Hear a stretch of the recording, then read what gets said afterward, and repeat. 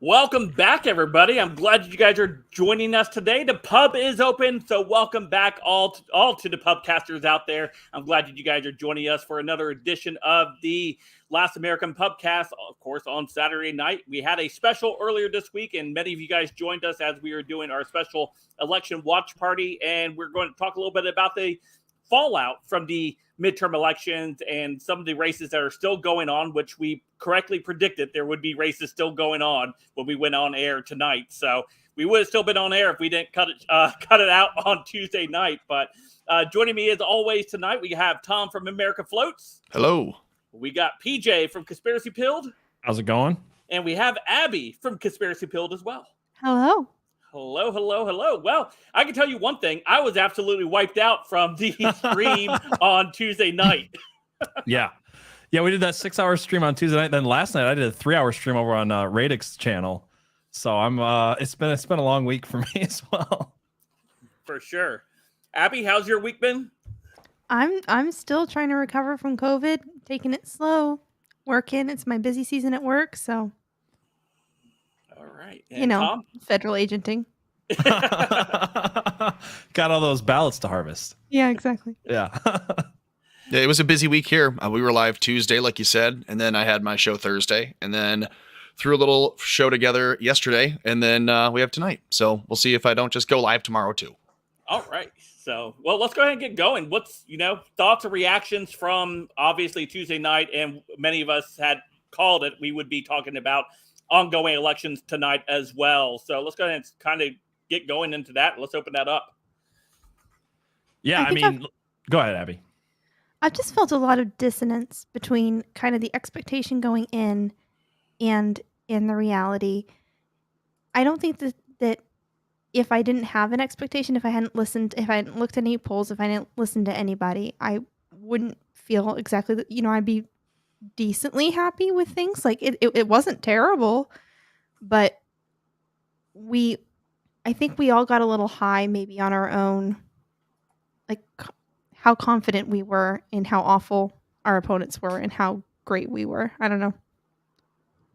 I mean, it has been especially bad 2 years, though. I mean, I think that's the whole thing is we're looking not just at the polls, we're looking at, wow, this is what people voted for. We've seen the economy usually drives votes. So we've seen just absolute out of control inflation. It's 1970s all over again with gas lines and the whole thing. So when you're looking at, you walk outside your door and you see how people are living and you see that the money doesn't go very far and everybody's struggling and the jobs aren't coming back to places like Michigan. Mm-hmm. It's kind of like, even if you don't look at the polls, you're just like, how can people continue to vote for this? And then you look at your opponents and you're like, oh, they have a brain dead ogre in Pennsylvania. How do people vote for this guy? That's a no brainer, just like John Fetterman himself. So again, I think even outside of the polls and even outside of the predictions, I think a regular person is just going to look at this and go, okay, we're not that stupid, are we, as a country? That's the thing. I think a lot more people believe in something that rhymes with mod now than maybe before. Yeah. What are your thoughts on it, Tom?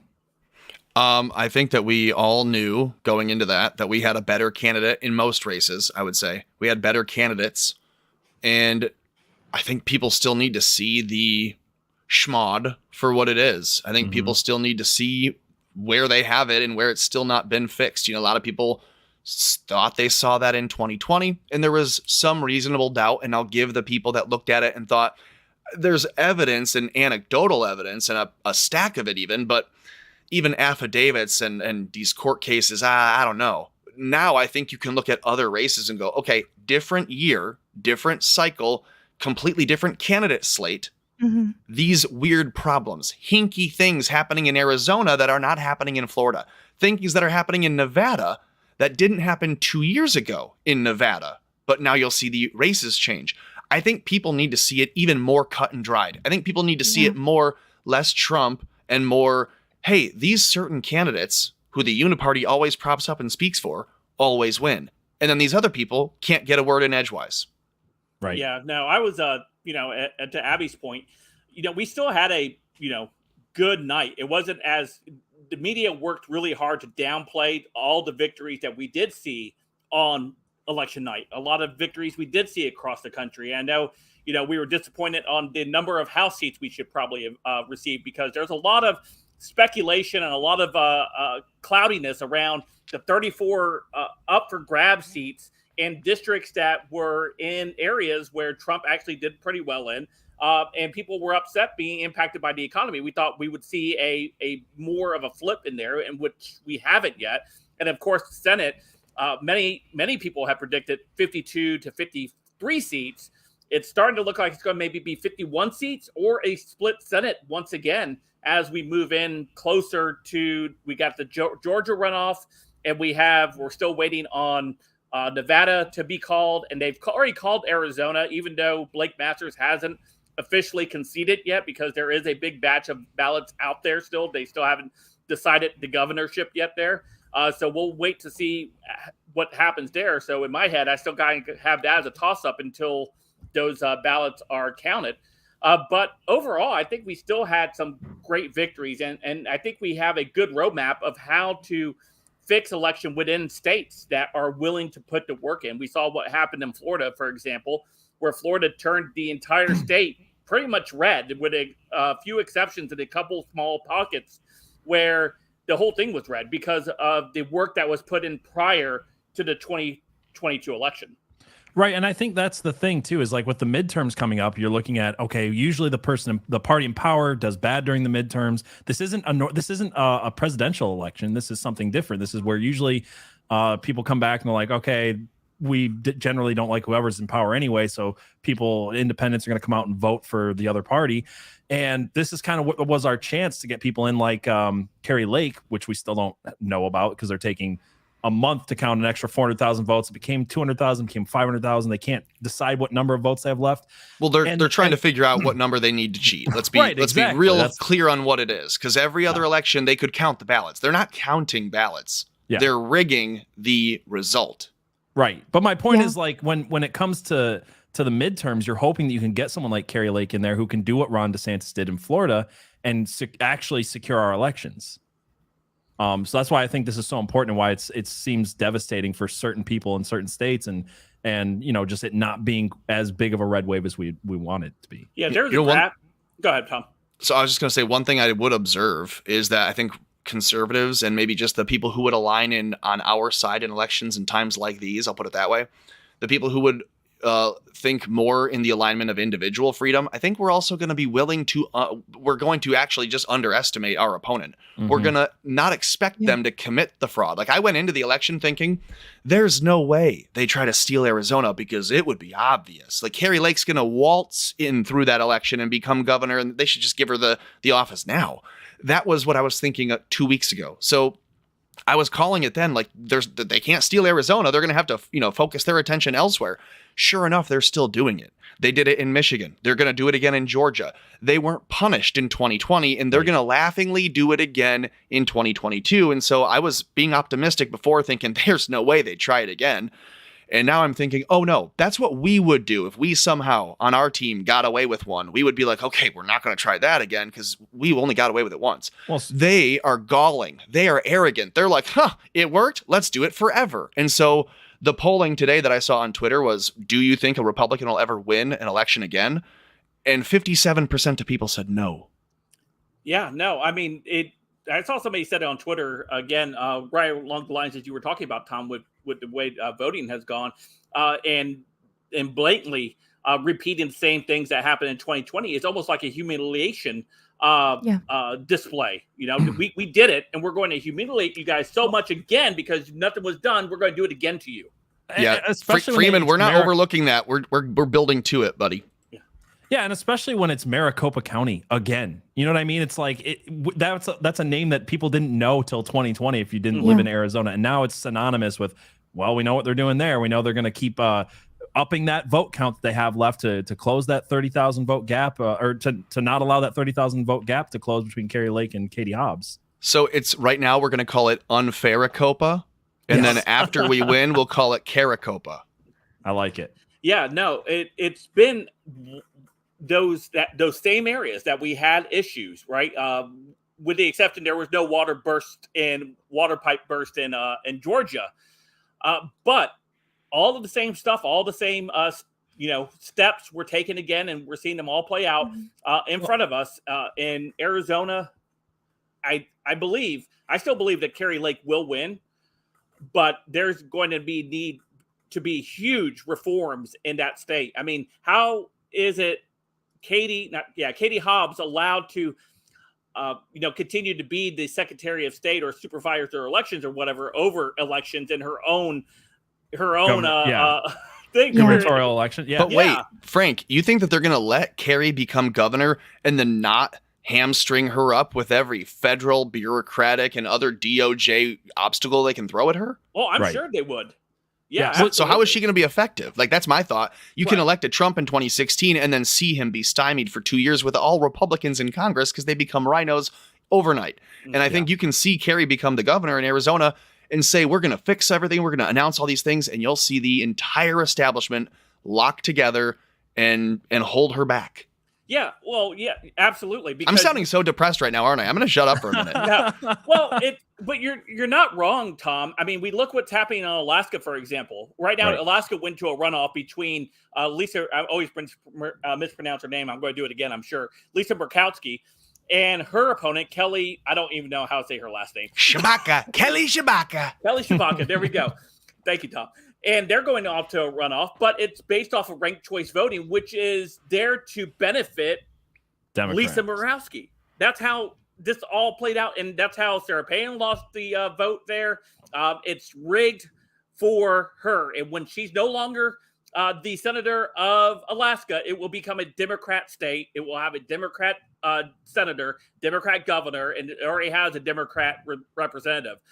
So they did it in the short term to preserve power for their own swamp. And Mitch McConnell dumped $8 million into that race against a MAGA opponent there instead of funneling that money into races like a New Hampshire, which was close, obviously Arizona and Nevada. Instead of funneling the money into those areas to help that funding, they wanted to see those people lose. Why? Because they were going to upset the establishment. You've already had Marco Rubio come out and say, hey, we're not going to vote for leader until these races are finalized,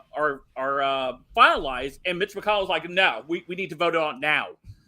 Yeah. So also you said a second ago, I just want to get to this, that they didn't do the broken pipe in Georgia again, but I think we talked about how there's going to be something like that, and I think we found it. So this is coming out of I think it's pronounced Washoe County, which is really weird. Washoe? It's Washoe. Washoe. Yeah. Huh.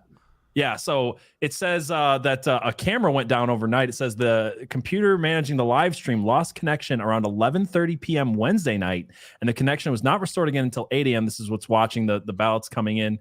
And then it just so happens that the Democrats take the lead that very same day after the camera's down for 9 hours. It feels like Detroit all over again. It feels like Georgia all over again. Feels like Epstein all over again. Right. Right, and they're trying to say like, oh, well, we don't have cameras everywhere all the time. It's like, yeah, but you had a camera here for a reason, and it's out. Yeah, but guys, we're going to learn a lesson on why it went down so it doesn't happen again in the future. Yeah. Right. And thank you to Alien Testosterone for the $5 super chat. Thank you so much. Thank you, Alien Testosterone. That's how I imagine they do it. Like that movie Smile that's out right now. I haven't seen it, but I think it's one of those Blumhouse movies, and I could be wrong on that. But it's the horror movie that I want to take my wife to, where they smile real creepy as they kill you, or the smile takes over them as they're being possessed. This is what the left does. They do the wide eyes where you can see the top and the bottom of the pupil, and that's how you know that they're crazy. And then they do that. And so they lie to you, and they're okay. It's just like the cop that got caught masturbating in front of the elementary school in Maricopa. As I'm told in the chat here, they're known for that and voter fraud. That's it. I didn't hear about that story. What a great county. Oh, you got to cover them more often. I guess so. But like you said, I didn't know about Maricopa County until 2020. So, well, Florida man's going to become Maricopa man here in a minute. How about that, though? In the last handful of years, we've all of a sudden learned about these incredibly corrupt counties that kind of impact the country in major ways, like in Wisconsin, or in Wayne County here in Michigan, or in Maricopa County in Arizona. You'd be surprised how many people had no idea. Yeah, you're right, Tom. And it's a travesty of what we're seeing take place right now across the country, where we're one of the only countries in the world that allow mail-in ballots, for example. Right. For now. I have a couple questions for all of you. Uh-oh. The first one is, why is Tom's hair so wonderful? That wasn't one of them. You can't keep buying favor with that line. Darn it. Use that on Tuesday. Okay. I think I can, though. I think it's still working. I think it is. Do you think that they stole the house? Do you think we still have the house? Do I think they still have the house? Like we're just a bunch of talking heads. We should be burning down the house. Okay, JFK report. I'm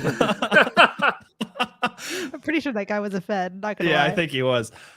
Yeah, I was making a pun about music. No, I know, but sure, Tom. You need my fan, Tom. Dude, I need all of your fans, all hundreds and thousands of them. Do we still have the house? Are we still going to have the house? Sorry to interrupt you. I believe we have the house. We have 211 confirmed seats right now. We need 7 more in order to have for it to be split. So we need 8 more for a majority. It looks like Lauren Boebert actually pulled ahead, which is great. We'll see if they continue to find ballots to count in Colorado or not. But I think we have the house. I don't know. Maybe am I being too overly optimistic here? Would it be too much for them to say, you know what? Because Nancy was talking it up, all the way up through the election. We're going to keep the house. We're going to keep the house. She kept saying. I remember she had no intention of losing the house, as if it was up to her. Right. Yeah. And she said it with that much confidence, Tom. In every interview I watched her, and she was like, we're not going to lose the house. I don't even know what you guys are talking about, us losing the house. And, the more and more as the days drag on, I'm thinking, I was like, what does she know? Obviously. Well, she knows what we all know, but she knows more detail. Like, that's really it. Like, we all can see that in the next couple days after the election and in the next 10 days that follow the election day, they told you what they do. They're going to have dumps of ballots, and as they come in, they will be counted, and you'll assume they'll go for mostly Democrats because they're mail-in, and that's how they'll count it, and that's how they'll call it. And they'll lie to you and tell you the different totals have changed or what have you. Right. I mean, that's just what they're going to do. She knew that then, so she was willing to go on Meet the Press or Face the Nation or Sunday Morning and, say whatever she needed to say because she knew. They literally co-opted dumps of ballots, which was a thing like, hey, in Detroit at 3 a.m. when you're bringing in a bunch of coolers full of ballots and everything's closed and you board up the windows, that's a dump of ballots and that looks like schmod. They literally co-opted that phrase to be, oh, no, this is normal. Dumps of ballots coming in late in the middle of the night. 2020, it was a conspiracy. If you said dumps, it was a conspiracy theory. Yes. And now they're like, that's part of the process. But CNN used it. MSNBC used it. All of the left-wing media literally called it dumps of ballots in the days leading up to the election. They co-opted the conspiracy. Like, no, that's yes. This is from Real Truth Cactus. We got our first meme of the night. Thank you, Real Truth Cactus. They're going to get better. Smile for super chats. Save that one for later. Tuck that one away. Hey, whatever we have to do to fill that hat up. Yeah. Text that one to me, Cactus, so I can post that later. So, PJ, it's totally normal if I bring ballots in my Yeti cooler. That's totally normal.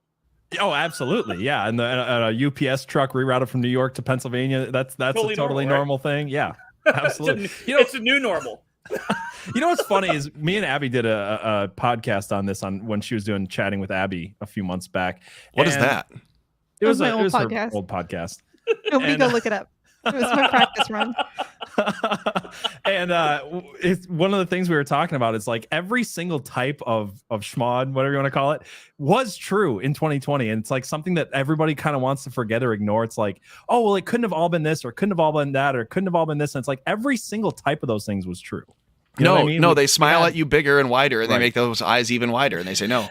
Right. People were arrested in Texas and Minnesota for ballot harvesting in an illegal way. People were in Michigan. You had a 6,000 vote flip on the machines. You had people again in Michigan and other places that had ballots that were postmarked for after the election that were just put through anyway. You've had every type of election fraud. So there's this whole like idea that this isn't happening or it couldn't be this or couldn't be that. It couldn't be the fact that there's a bunch of houses in Nevada that don't exist that people are voting from. The sum total of these things sounds pretty bad, though. I do recall seeing 20,000 people living at an abandoned lot. Yeah. That's in Arizona. Normal. So totally normal. Real quick, if you guys are over on Twitter, if you guys have been restored your Twitter accounts or not, unlike Tom, head over to Real Truth Cactus, and for every 10 likes that she gets on that meme, maybe she'll make the eyes bigger on Hey, that. fucker. Hey, listen. Here's what we're going to do. Oh, boy. See, here I thought you were going to do me the favor. Instead, you're going to show me the disrespect. All right, this is what's happening. I thought you were going to ask for the audience to cough up a Twitter account. Because as I was saying before we went live, they've somehow IP blocked me, or somehow they got my number. They got my retina, something. I can't use Twitter. So someone has to go dig up their old Twitter that they don't use and then send me the information at americafloats@protonmail.com. That's americafloats, just as it sounds, at protonmail.com. Send me the login for the Twitter account, and then I can take it over and co-opt it, and then I can be back on Twitter. Sorry, I thought that's what you were getting at, Frank. But no, instead you're going to mock me even further. Go ahead. Tom wants a blue check mark too while you're at it. Yeah. No, I'll pay. I'll find scrounge the $8. I'll make that happen. You know what, Tom? I think I've got an old email with a Twitter account. I can try to find it for you. Someone has to help. Yeah. This is like if I don't, I'm going to a shelter soon, a Twitter shelter. All these people that used to Battered. have accounts that don't have accounts anymore, they're on this little shelter huddle. Yeah, I'm gonna go hang out with the people from Napster and MySpace. Why don't we all just go back to MySpace? I've made that joke before, but wouldn't it be absolutely hilarious if everybody just went back to MySpace and it just started? Tom was so growing again? nice about your data. He just Right? faced that chalkboard and laughed. There you go, Tom. I could have music on my profile. I mean, that's pretty Yeah, cool. whoever can send me help. Send help, because Twitter doesn't like me anymore. Again, still. Still. But yeah, no, go ahead, make all the memes you like. I don't care. I'll go viral for the wrong reasons. I'm happy. What words should I say? K-N? Go ahead. Are y'all ready for my second question? Yeah. What's your second question? Not that this isn't a fun conversation.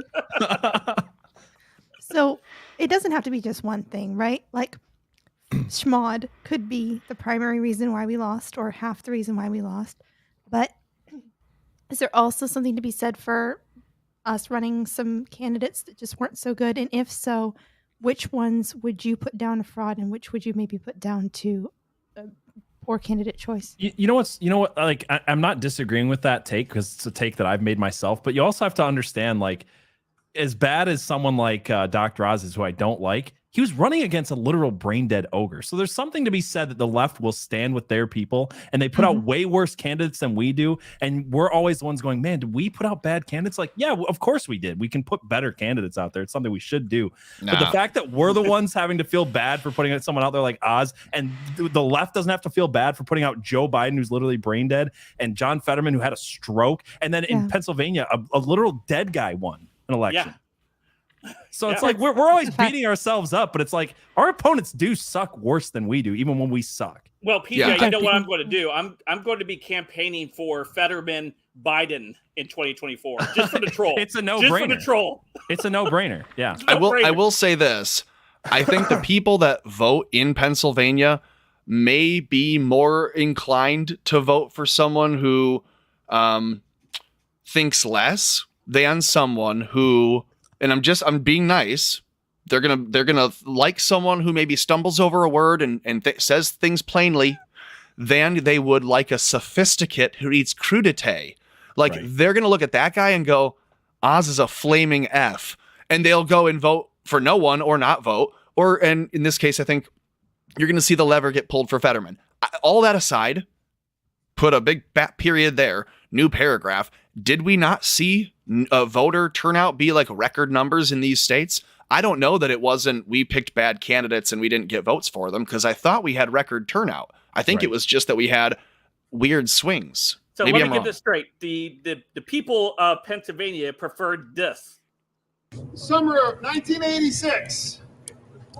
I think everyone that ever plays football in high school was, at a kind of like a trade out kind of football camp, and there wasn't any interest to have me come play here. Summer of 19. Jeez, OP. Yeah, there was no interest in you to play. Saying. Yeah. I like Salt makes a good point here. It says we lost nothing. Destroying the swamp takes time. They're well embedded. This is something I'm always trying to get conservatives to understand, is like, how there's that idea that if we just went back to the 1950s, everything would be better. And it's like, but who was winning in the 1950s? right? Honestly, if we went back to the 1930s, then we'd really be living. No, but like, think about this. If you go back to the 1950s, you've already got the cultural Marxists like embedded in America. They're already making the changes 70 years ago. Right. So the whole idea that we can just go back and it'd be fine. It's like what we don't understand is that a lot of the things we're seeing today, they might not have been quote unquote winning in the sense that we want to think of it in the 1930s even, but yet we still had the Marxists embedded in the government. We still, like I said, Joe McCarthy was right. We still had all these things going on. The cultural Marxists used to use a turtle as their mascot because they would move slowly, and we've seen that slow progression for 100 years. And we have to actually understand, like, winning's not going to happen overnight. We have to take those steps. We have to keep being in the culture. We have to keep, doing those things. So it's destroying, like Salt said, we're destroying the swamp takes time. So every little bit of ground that we take is something to be celebrated. We'll also add to that the swamp was officially plugged and began to fill in 1913, and with the establishment of the Fed. So like this has been the plan for hundreds of years from this group. Absolutely. And they share a lot more in common than just that they're communists, but that is the ultimate plan. Is they've been pushing for, global slavery for a long time. So to undo it and throw them out of America takes a whole lot more time than just, 4 or 8 years. Right. Well, here, I got this clip right here. It might be 2060 before we're like watching a parade going, I thought we'd be free someday. Like that. I'm completely okay with knowing that. Yep. This TV show was from like the late 70s. It was a TV cop show. I forgot what it was called actually, but listen to this. Klein, he was wrecking an office. I just wanted to meet them face to face. I wanted them to admit what they were doing. Who is they? He was in the office of the Trilateral Commission. Trilateral Commission. Yeah, the Trilateral Commission. All right. What is the Trilateral Commission? It's an organization founded in 1973 by David Rockefeller to bring together business and political leaders from the United States, Europe, Japan, so they could work together for better economic and political cooperation between their nations. That's what they'd like us to believe. But you see, what they're really up to is a scheme to plant their own loyal members in positions of power in this country, to work to erase national boundaries and create an international community, and in time bring about a one world government with David Rockefeller calling the shots. So all that's true except for the last joke. Charges? Yeah. Yeah, well, he broke a globe and some UNICEF artwork. Well, they're in on it too. Okay, Mr. Klein, if you just... I'm telling you, our whole way of life as we know it is in jeopardy. I appreciate How ironic, too, that Jeffrey Tambor is the one who pointed it out. It's all in there. Thinking too. Well, he's got... He's like top 20 Jews in Hollywood, right? Conspiracy Review, Suppressed Truth Roundup. The whole master plan is exposed. Yeah, well, You're still not convinced, huh? Would you like to hear the names of just a few of the people who have been on the Trilateral Commission? Not particularly. James Earl Carter. Heard of him? Look, Mr. Klein. Henry Kissinger. You heard of him? Walter Mondale. Who? Mr. Klein, this is John Anderson, George Bush. Now, you remember at the convention, everybody thought it was going to be Ford for Veep. You know what happened? David Rockefeller just picked up a phone, put in a call. Hey, Ronnie, forget Jerry, it's George. Bye. So, no matter who won in November, they had their man in the White House. I mean, everything he's saying is true. Everything right, but make it look silly and make it, put it on the silver screen and make it look silly, and the people will believe it there and not believe it in real life. Right. Yeah, because the laugh track is like, oh, this guy's nuts. Like this, all this stuff's nuts. So we can put this conspiracy out there. We can tell you what we're doing, and you're gonna laugh at it. Well, and more to that, it's like the person sitting in the audience sees this and goes, "Hey, I have so and so in my life who kind of talks like that, or I know someone like that." Right. And then they chalk it up to, "Oh, they're crazy like that person," instead of, "Hey, there are a lot of people who feel that way. So many that, in fact, they have to broadcast to you that that's wrong." Yeah. It's a very subtle fact check. Yeah, and it was a, but to PJ's point and Tom's point, they've been working on this for over 100 years, and you think it's going to be that easy to remove the people from the swamp where they've been embedded in many of these agencies and in the bureaucracies and stuff. We look at our elections as we are trying to move more people who want the betterment of this country to move in a better direction. Are they going to allow that to happen? They're going to fight with tooth and nail. I believe the FBI obviously was in coordination with, a lot of things, especially leading up to the election. Don't forget 2018, where they drug out the Mueller investigation to suppress Trump voters and to make it a movement for Democrat voters to come out so they would be able to impeach Trump. Remember, because Mueller was done. He was done before the 2018 elections were going to roll out, but they put it under the lid so it would be a shadow over Trump's midterm elections. And then we see the same thing happen a couple months prior to the 2022 elections with the raid at Mar-a-Lago. Yeah.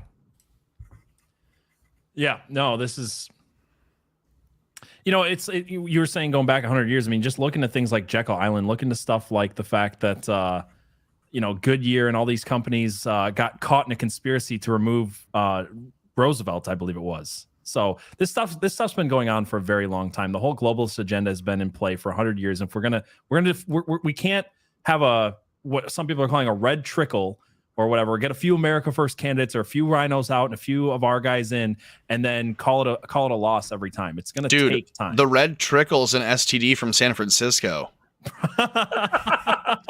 Speaking of STDs from San Francisco, we can still keep fighting the culture war. Like, politics is downstream from culture, and there's no reason to lose momentum on that. Just because I think politics is culture now. Yeah, I think so too. That's a good point. It's right up in there now. They're way more. Well, that's when I think we started losing, when we tried to divorce those two things and stopped realizing that our values very much should be affecting our laws and our policies. Yeah. Also, I want to point this out.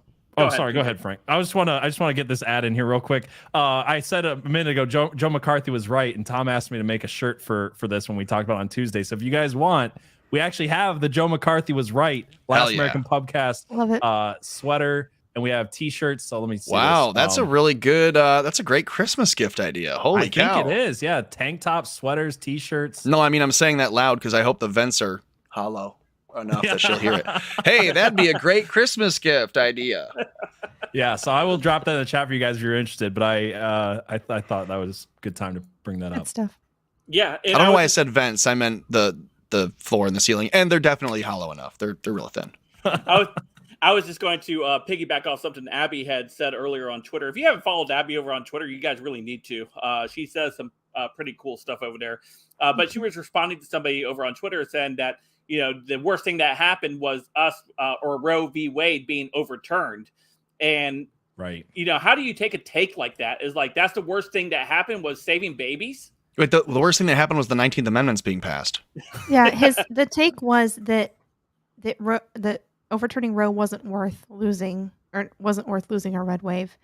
And I was like, we fought for 50 years for that, and it was the greatest conservative win of our lifetime. Yeah, absolutely. If you're willing to sacrifice babies for political power, then you're exactly as evil as the people we're trying to fight. Yeah, I think a lot of times people look at everything through what's the there's a thing like if it's a large enough number, it's a statistic. If it's a small enough number, it matters. Something like that. I'm butchering that phrase. Oh, I like that. But we're looking at this as just like, oh, it's just a statistic. It's just it's happening somewhere else instead of the actual real human life cost of this. So to what you said, Abby, if you're willing to sacrifice that huge political win for a few more people in the House of Representatives, for a few more victories here and there, get a couple more rhinos in most of the time anyway, I don't know what to say to you. I think that's disgusting. Yeah. And I'll also point out is that I think that a lot of mainstream Republicans or Republican Inc. didn't want Roe v. Wade to be overturned because it was a fundraising thing, just like the border. They didn't want the border wall. They didn't want to fix the border because why? They can campaign and fundraise off those things. They don't really want to fix the issue. They just want to be able to make money off the issue. Because if you actually give a solution and implement a solution, that means you actually have to take a step and be a leader and have a vision moving forward. It's easy to sit back and just complain and rail against what's happening. It's harder to actually step out and be bold and show leadership and show a vision on where we need to head. And a lot of people that are within that entrapment of Republican Inc. do not want to move out of the minority, the opposing party, the controlled opposition. Right. Who pulled this comment in real quick? I did. I just wanted to correct it just so we can help the audience. Rhino. So Rhino is RINO. Yes. And it's Republican in name only. And it just means they're a uniparty member, or really like a Democrat. They'll vote Democrat even though they say they're Republican. They're a wolf in sheep's clothing. The rhino doesn't mean that they're old. Yeah. Though many are. We'd call them lizards. Mitt Romney is a great example of one who's not particularly old. Rhino. Yeah, there's But plenty of rhinos that are young too. Amateur. It's not an age thing, but it's a uniparty Lizard thing. Graham. Yeah, Lizard Graham is a good example. Lizard Graham. It's my responsibility to get to the bottom of it. He never did. He never did get to the bottom of it. That was a really good impression right there. He told Sean Hannity he was going to, many times. He told an entire town hall that in 2017. We had a request earlier that Tom read Trump's fun little statements over the last few days in his Trump voice. Yeah, we might do that later. Maybe we'll do that later. Yeah, we'll get to that. Maybe we'll do that if someone sends me the Twitter login, because I'm looking at my Proton Mail and it's still not there. I saw a lot of offers in the chat and no one coming to actually do it. It's America Floats at protonmail.com. Just send me a way to log in on Twitter and I will do it. Yeah, so we're building up to what I want to say. I think it's, well, maybe we should go ahead and just tackle it now. Where are we at? 7:40? Let's go ahead and do some promoting before we head into this next topic. If you haven't followed the Last American Pubcast over on Twitter, now is the time to do so. Head over to Twitter and give us a follow over on Last American Pubcast at, I always get this wrong. There we go. At _USA Pubcast. So check it out. Go give us a follow over there as we continue to grow. And you can also follow us over at all these other links right here at solo.to/Last American Pubcast. So make sure you check it out. Check that out. All of our links are there to our channels and the merch store on there too. The merch store's on there. Links to all of us as well as the Last American Pubcast channels. So you can find the hosts and everything else. What shirt are you wearing? Yeah, so I got the Last American Pubcast. This is the Minuteman shirt. So stand up, PJ. Give us a spin. No, I'm kidding. Is it super soft? It is. It's like incredibly comfortable t-shirt. So I also got a sweatshirt from the same company that prints these shirts. It wasn't a Last American Pubcast. It was a conspiracy pill, but it's going to be the exact same materials that's used for the Pubcast sweatshirts, and that is also super comfortable. So. Oh, for anyone wondering in the chat, you don't have to be on Proton Mail to use that. It's just like Gmail. It's just the address. So you don't have to worry about that. Yeah. There we go. All right. Also, I want to point out one more thing about the shirts too. Nothing's stopping you. Well, because I just want to say this: when ordering sweatshirts, a lot of times people have to order like weird sizes because they're not going to be like normal. And I will say this: I wear a medium t-shirt. I got a medium sweatshirt, and it fits perfectly. So you don't have to order extra large for the sweatshirts. So I ordered an extra large because I am an extra large, and it fits perfectly. Chonky. So. Frank's just thick with 3 C's. Yeah, he's more of a, like a heart. Never mind. Just gonna bail on that one. He's got that big Latina booty. That's all I'm saying. Okay. I wish I had a big Latina booty. I do not have a booty whatsoever. I tell you what. I wish Alex Stein was pointing at my booty and saying, "Look at that big Latina." That's what we all want in life. You wish he would do that? Yeah, that's what we all want in life. Actually showed I had a big booty. I don't have a big booty though. My wife was telling me I could use a little bit more booty in the back. We want to hear the lemon. We want to hear the. I don't think that's what she meant by that. we want to see our enemies driven before us, hear the lamentations of their women, and have Alex Stein tell us we have a big Latina booty. That's all we want in life. Juicy Latina booty. Yes, that's it. I want to walk by Alex Stein in my AOC costume and see what happens. Oh my gosh. That's what I was gonna. Yeah, I was trying to think of what I would call it, but I couldn't think of the city. It's San Antonio, the breakfast taco. And it helps my golf swing too. A little bit of booty. Powerful golf swings come from the booty. So. Yeah, wait, isn't that what Happy Gilmore says? He goes, "It's all in." Don't you have to be? Don't you have to have a goofy pants and a huge ass to play golf? Yeah, that's what he does. You should don't talk to me. Talk to my neighbor. Probably plays golf. Huge ass. Isn't that what he says? Yes. That is a great movie. Oh my gosh. Yeah, we watched that a couple of weeks ago. I like watching that movie. Yeah. I think that's what actually got my son into golf, was watching Happy Gilmore. Incredible. Did you get If only you showed him Billy. Sorry. If only you showed him Billy Madison, you'd get him in school. Oh yeah, but I don't think I want to trans my son, so I do avoid sending him there. Yeah, good call. Good call. Did you get him a hockey stick putter? That'd be cool. Does he wear a jersey on the course? Yes. Oh man. Somebody said check your inbox. Or a sweater. I guess I should say it's a sweater in hockey. All right. There you go. I got an email. Oh boy. Oh, we're going. We're doing it live. You got it? We're doing it live. Oh boy. Oh boy. Oh boy. Download a PJ. All right. Let's try Big news. this. Oh boy. Oh boy. I got an email. Oh man. What is happening? You guys keep on, going about your day here. I gotta do some things. Tom does his email there. So, actually, before we dive into that next heavy topic, I want to dive into this topic real quick, because I think it, I want people to know what they're fighting for when they go overseas, what they have to come home to, what they're protecting here at home. Because, when people fought back in like the World War II, they would have pictures of their girlfriend.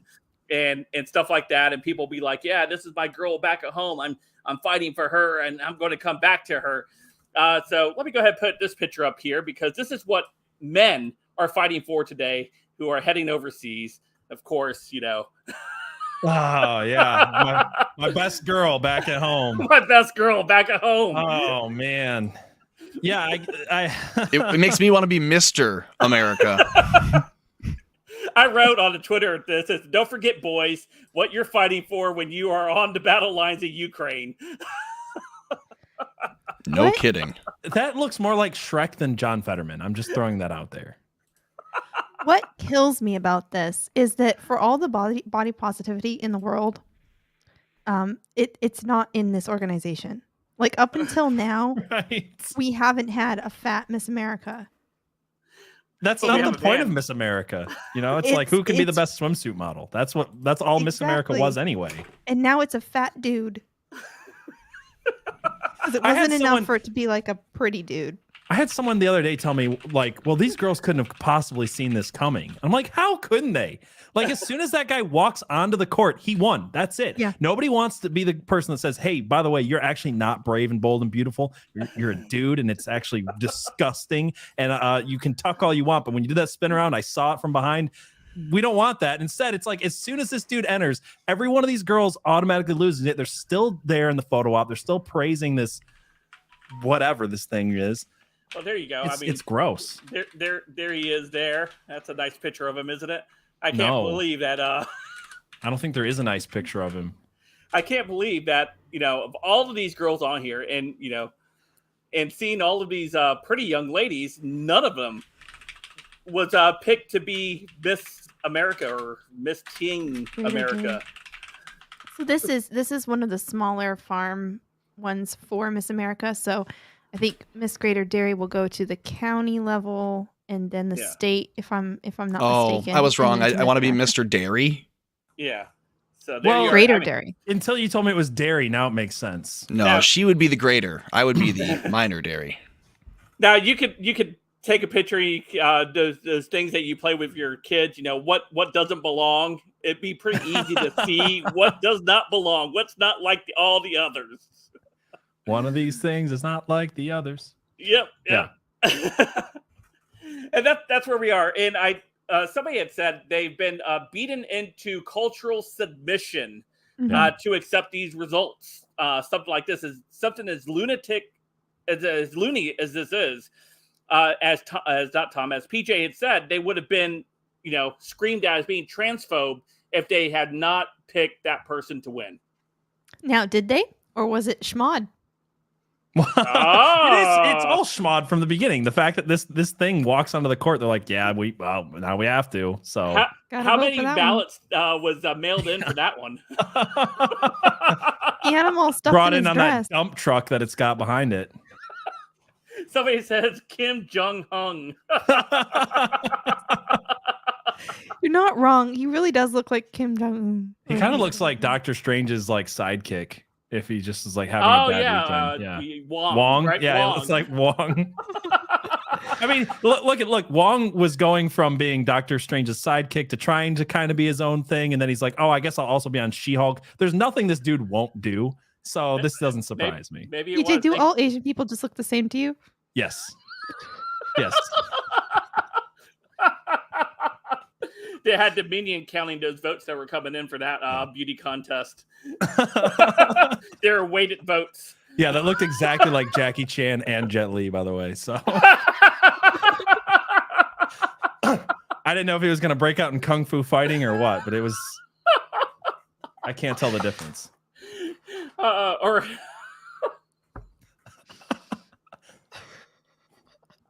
R.I.P. the stream.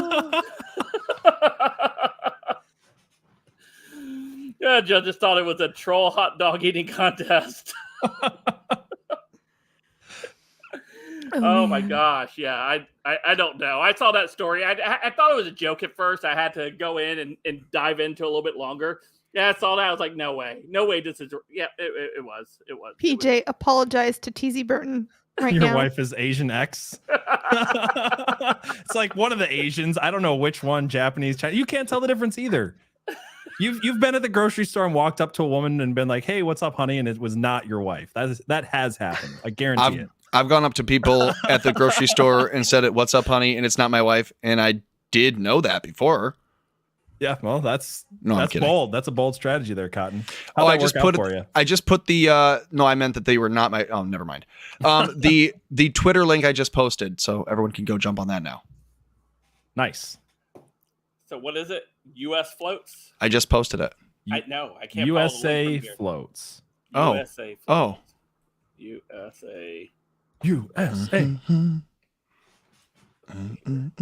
No, if I say hello, honey, at the grocery store to my wife, she probably goes into the next aisle.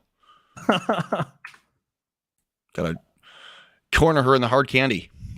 I think you just follow me, Tom. Why don't you go follow me at? Oh, I tweeted at you guys and then moved on. I didn't want to be quiet too long on the stream here. I'm so confused about what is happening. It says it's suspended already. No, it does not. Does it? That's what the chat's saying. Is it on? It's your IP, I think, man.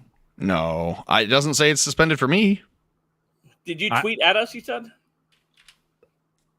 I don't see it. I don't know. What is happening? I don't see it.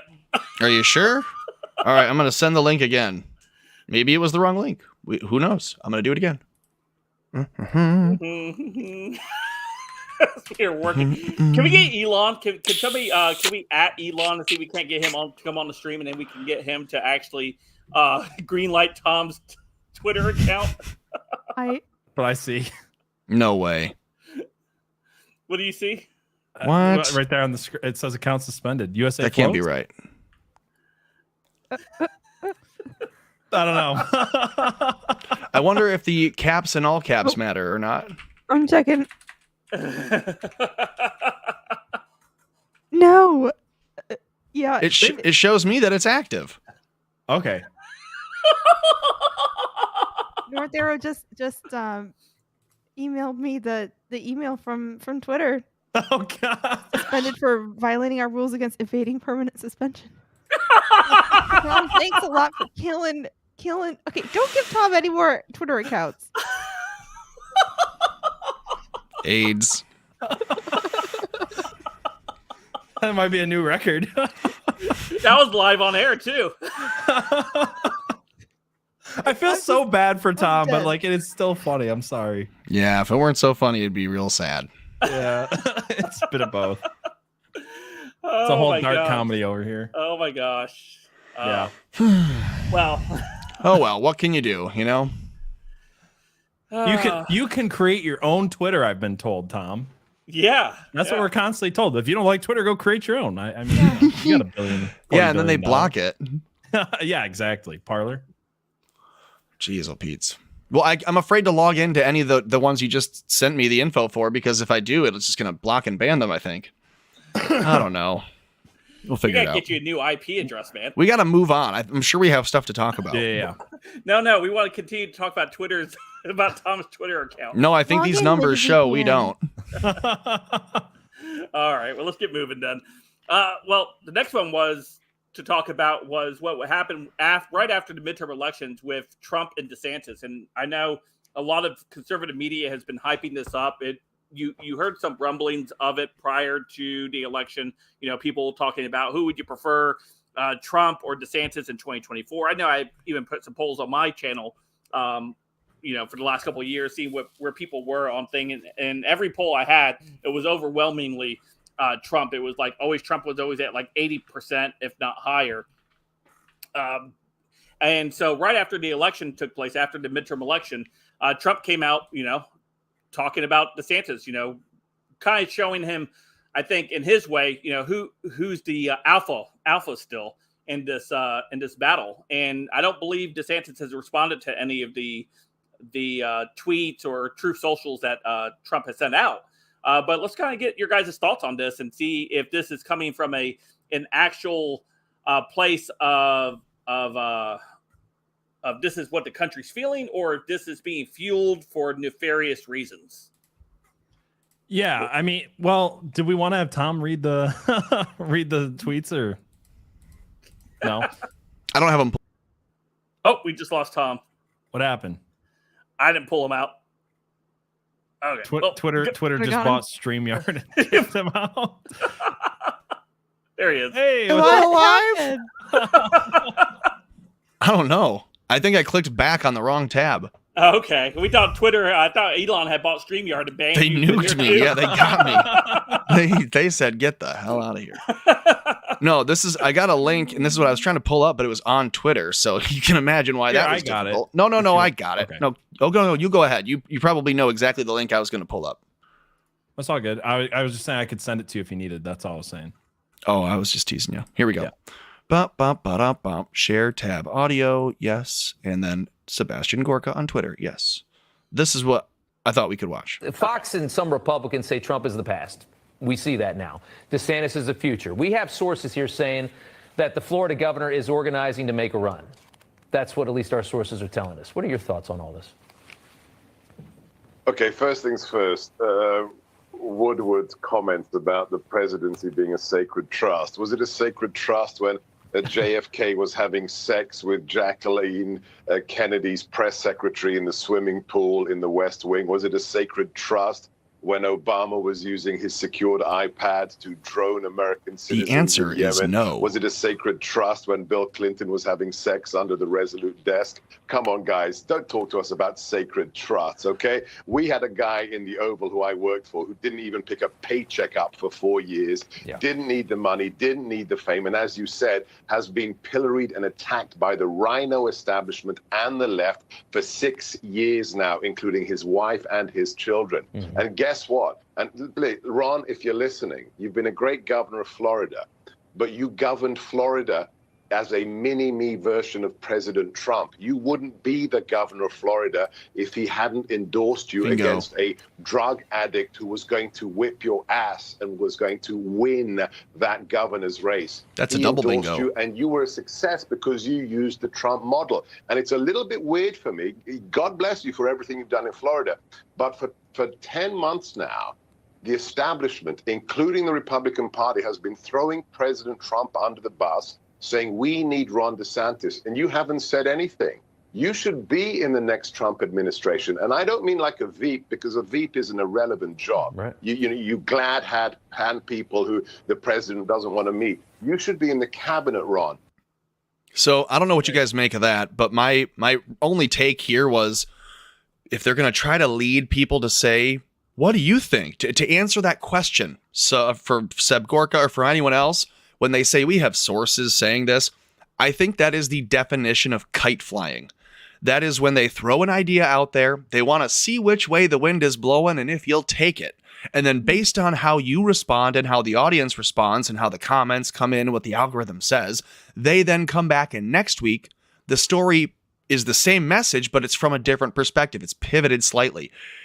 A month ago, it was a Clinton advisor says she's doing everything to prepare a race. And then the following week it was Clinton says she's not running, but people are asking her to. So they're trying to get people to do this, answer to the news. I think this is the same thing. They're going to say, we're hearing that Ron is going to run. What do you think? And then, hey, another source says he's going to run. What do you think? And they just want people to get excited about the thought before there's even a reality behind it. Mm-hmm. Yeah. Yeah, the whole thing does seem to be driven by the left. I started seeing tweets from left-wing accounts about the Republican Civil War and the split between the Republican Party from like Jojo Jers and Brooklyn Dad and all these left-wing accounts that seem to be wanting to push this narrative. They got the email, the Hillary Clinton email sent to their inbox, just like the New York Times gets, and they're pushing the idea out there. So I think this is entirely a left-wing thing. Like if Trump and DeSantis run against each other, they're gonna, argue that's part of politics. So I don't know why they're trying to be this. Has to be a huge split in the Republican Party over something that we all expect to happen in a primary anyway. I think it's interesting that DeSantis hasn't said anything. Right. Like it really is like maybe he's driving it from behind the scenes, but I kind of doubt it. It kind of seems like he's just minding his business and discourse is happening. Yeah, and that's something that DeSantis has done here in the state of Florida, being a Florida resident, is that he kind of stays focused on Florida issues, really doesn't wade out into the national stuff unless he's being attacked. But even what Trump said, Trump and DeSantis have talked behind closed doors. They've been together at dinners. They've been at Mar-a-Lago together. There is something that I'm sure they've talked about. But even if it comes to a primary, I want the fight. I want the fight because all it does is it does sharpen you to be ready for what the Democrats are going to throw at you. And personally, I would love for DeSantis to wait.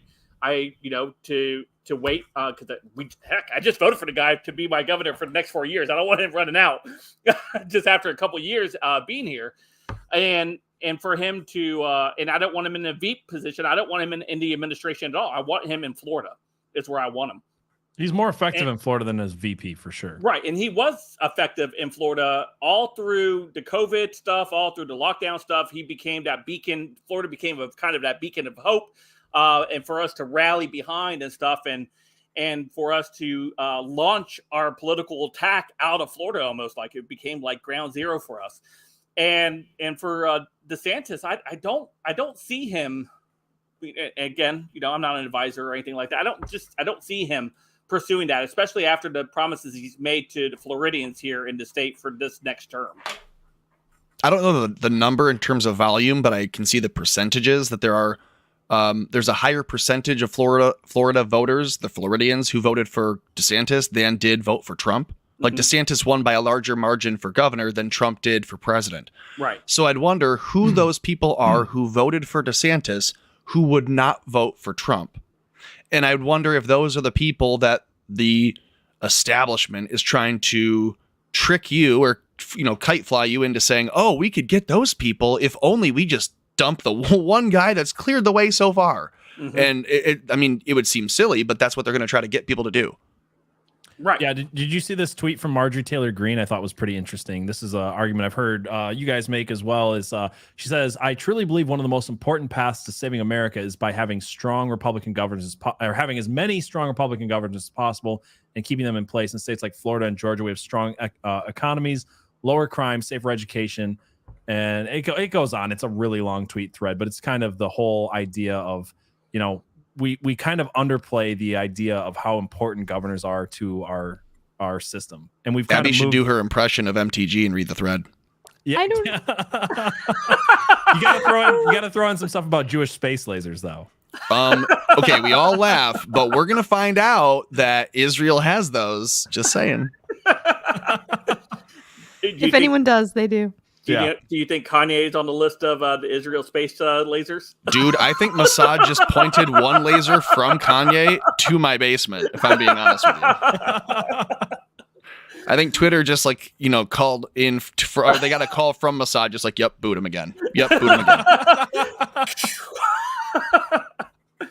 Yeah, and it could just be one of those things where it's a sabotage for DeSantis as well, where they're trying to feed this in to try to sabotage him with Trump voters and stuff and make it look like he's being shady behind the scenes. And, whether he is or whether he's not, it's going to take for him, I think, at some point to come out and say, I'm 100% behind, Trump for whatever. But, we'll see how this plays out. And as Abby pointed out, he's just kind of, just ignoring it, I think. And that's what he has done for most of his governorship when stuff like that is happening. Well, he doesn't want that extra. Oh, sorry. Go ahead. Well, this is just what I'm a little bit frustrated with Trump about, is that it would be one thing if DeSantis was hinting at a run, and it would make sense to me for Trump to start to snip at him. But with DeSantis and Youngkin minding their own business and not threatening Trump in any way, and us facing a runoff in Georgia, I don't understand Trump's thought process on this. I don't understand why he and DeSantis aren't coming together, raising their fists together, and hosting rallies together in Georgia. Right. Yeah. No, I think this is the brushback pitch. Like, he's getting word, whether it's even accurate or not, he's hearing, Trump is, that these different governors are being approached. They're being courted. Mm-hmm. So it's not so much that they're taking a shot, so much as it is that he is stuffing it. Like, he is swatting the ball down and doing a Dikembe Mutombo. He's saying, no. You are DeSanctimonious if I want you to be. You will be Youngkin if I want you to be. So careful. And I think that's what he's doing. He can take that nickname back anytime and do a rally, and everyone will love those people, and there will be no problem. Well, yeah. But that extra 9% of voters who voted for DeSantis and not Trump, those are the people who DeSantis doesn't want to lose. He doesn't want to answer for the question of will you run or not. Because if he says no, those 9% go, screw it. I thought we would have him. I think he just doesn't want to upset anyone. Second meme of the night. Tom waiting for Elon to let him on Twitter. Dude, it's more like that skeleton where he's just sitting there waiting forever in the bottom of the pool. Yeah.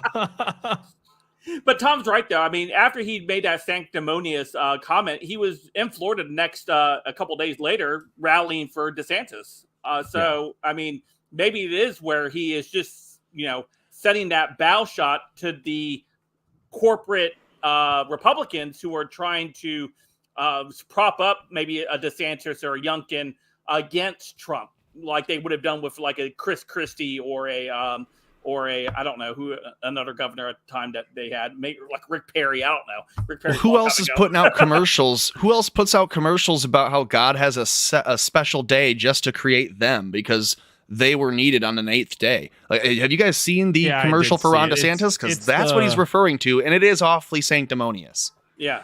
It's the Paul Harvey ad of God made a farmer, and then he made it God made a fighter or something like that. It was kind of it was a play on that. Yeah, it wasn't good. It was not a good. It wasn't Dr. Oz Jib Jab commercial. This is something that you would show to a private dinner of donors. You do not put it out public and make your enemies see it, because a normal person sees it and goes, ugh, that's dripping. Yeah, very true. Very true. So yeah, we'll see how this kind of plays out, and we'll, I'm going to continue to look and see how things are going to work. And I think Trump is getting into campaign mode.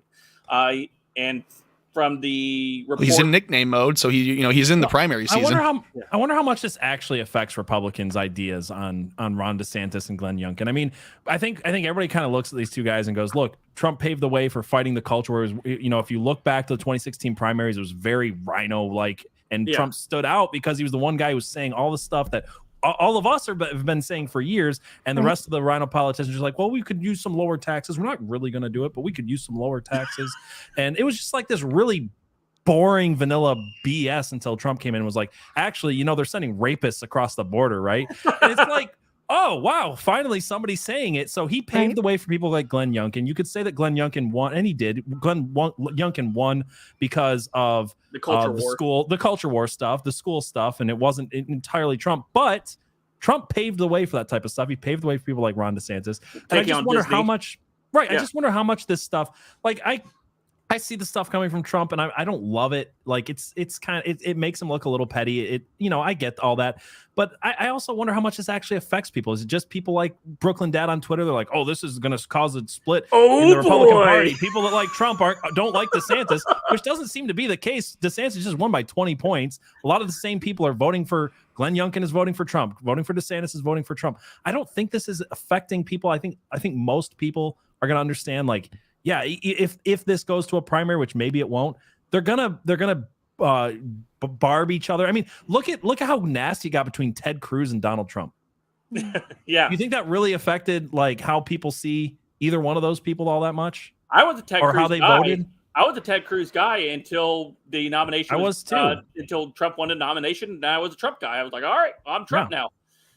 So and to say that also Ted Cruz became a Trump guy after that. Is my point. So it's all, there was a little yes, I know when he said vote with your conscience or whatever during the thing where you thought he would have said all behind Trump. Eventually people got behind wanting to win. Right. If the guy was in the race other than Rand Paul, if he was one of the 19 running against Trump in the spring of 2015, it was right. Yeah. 2016.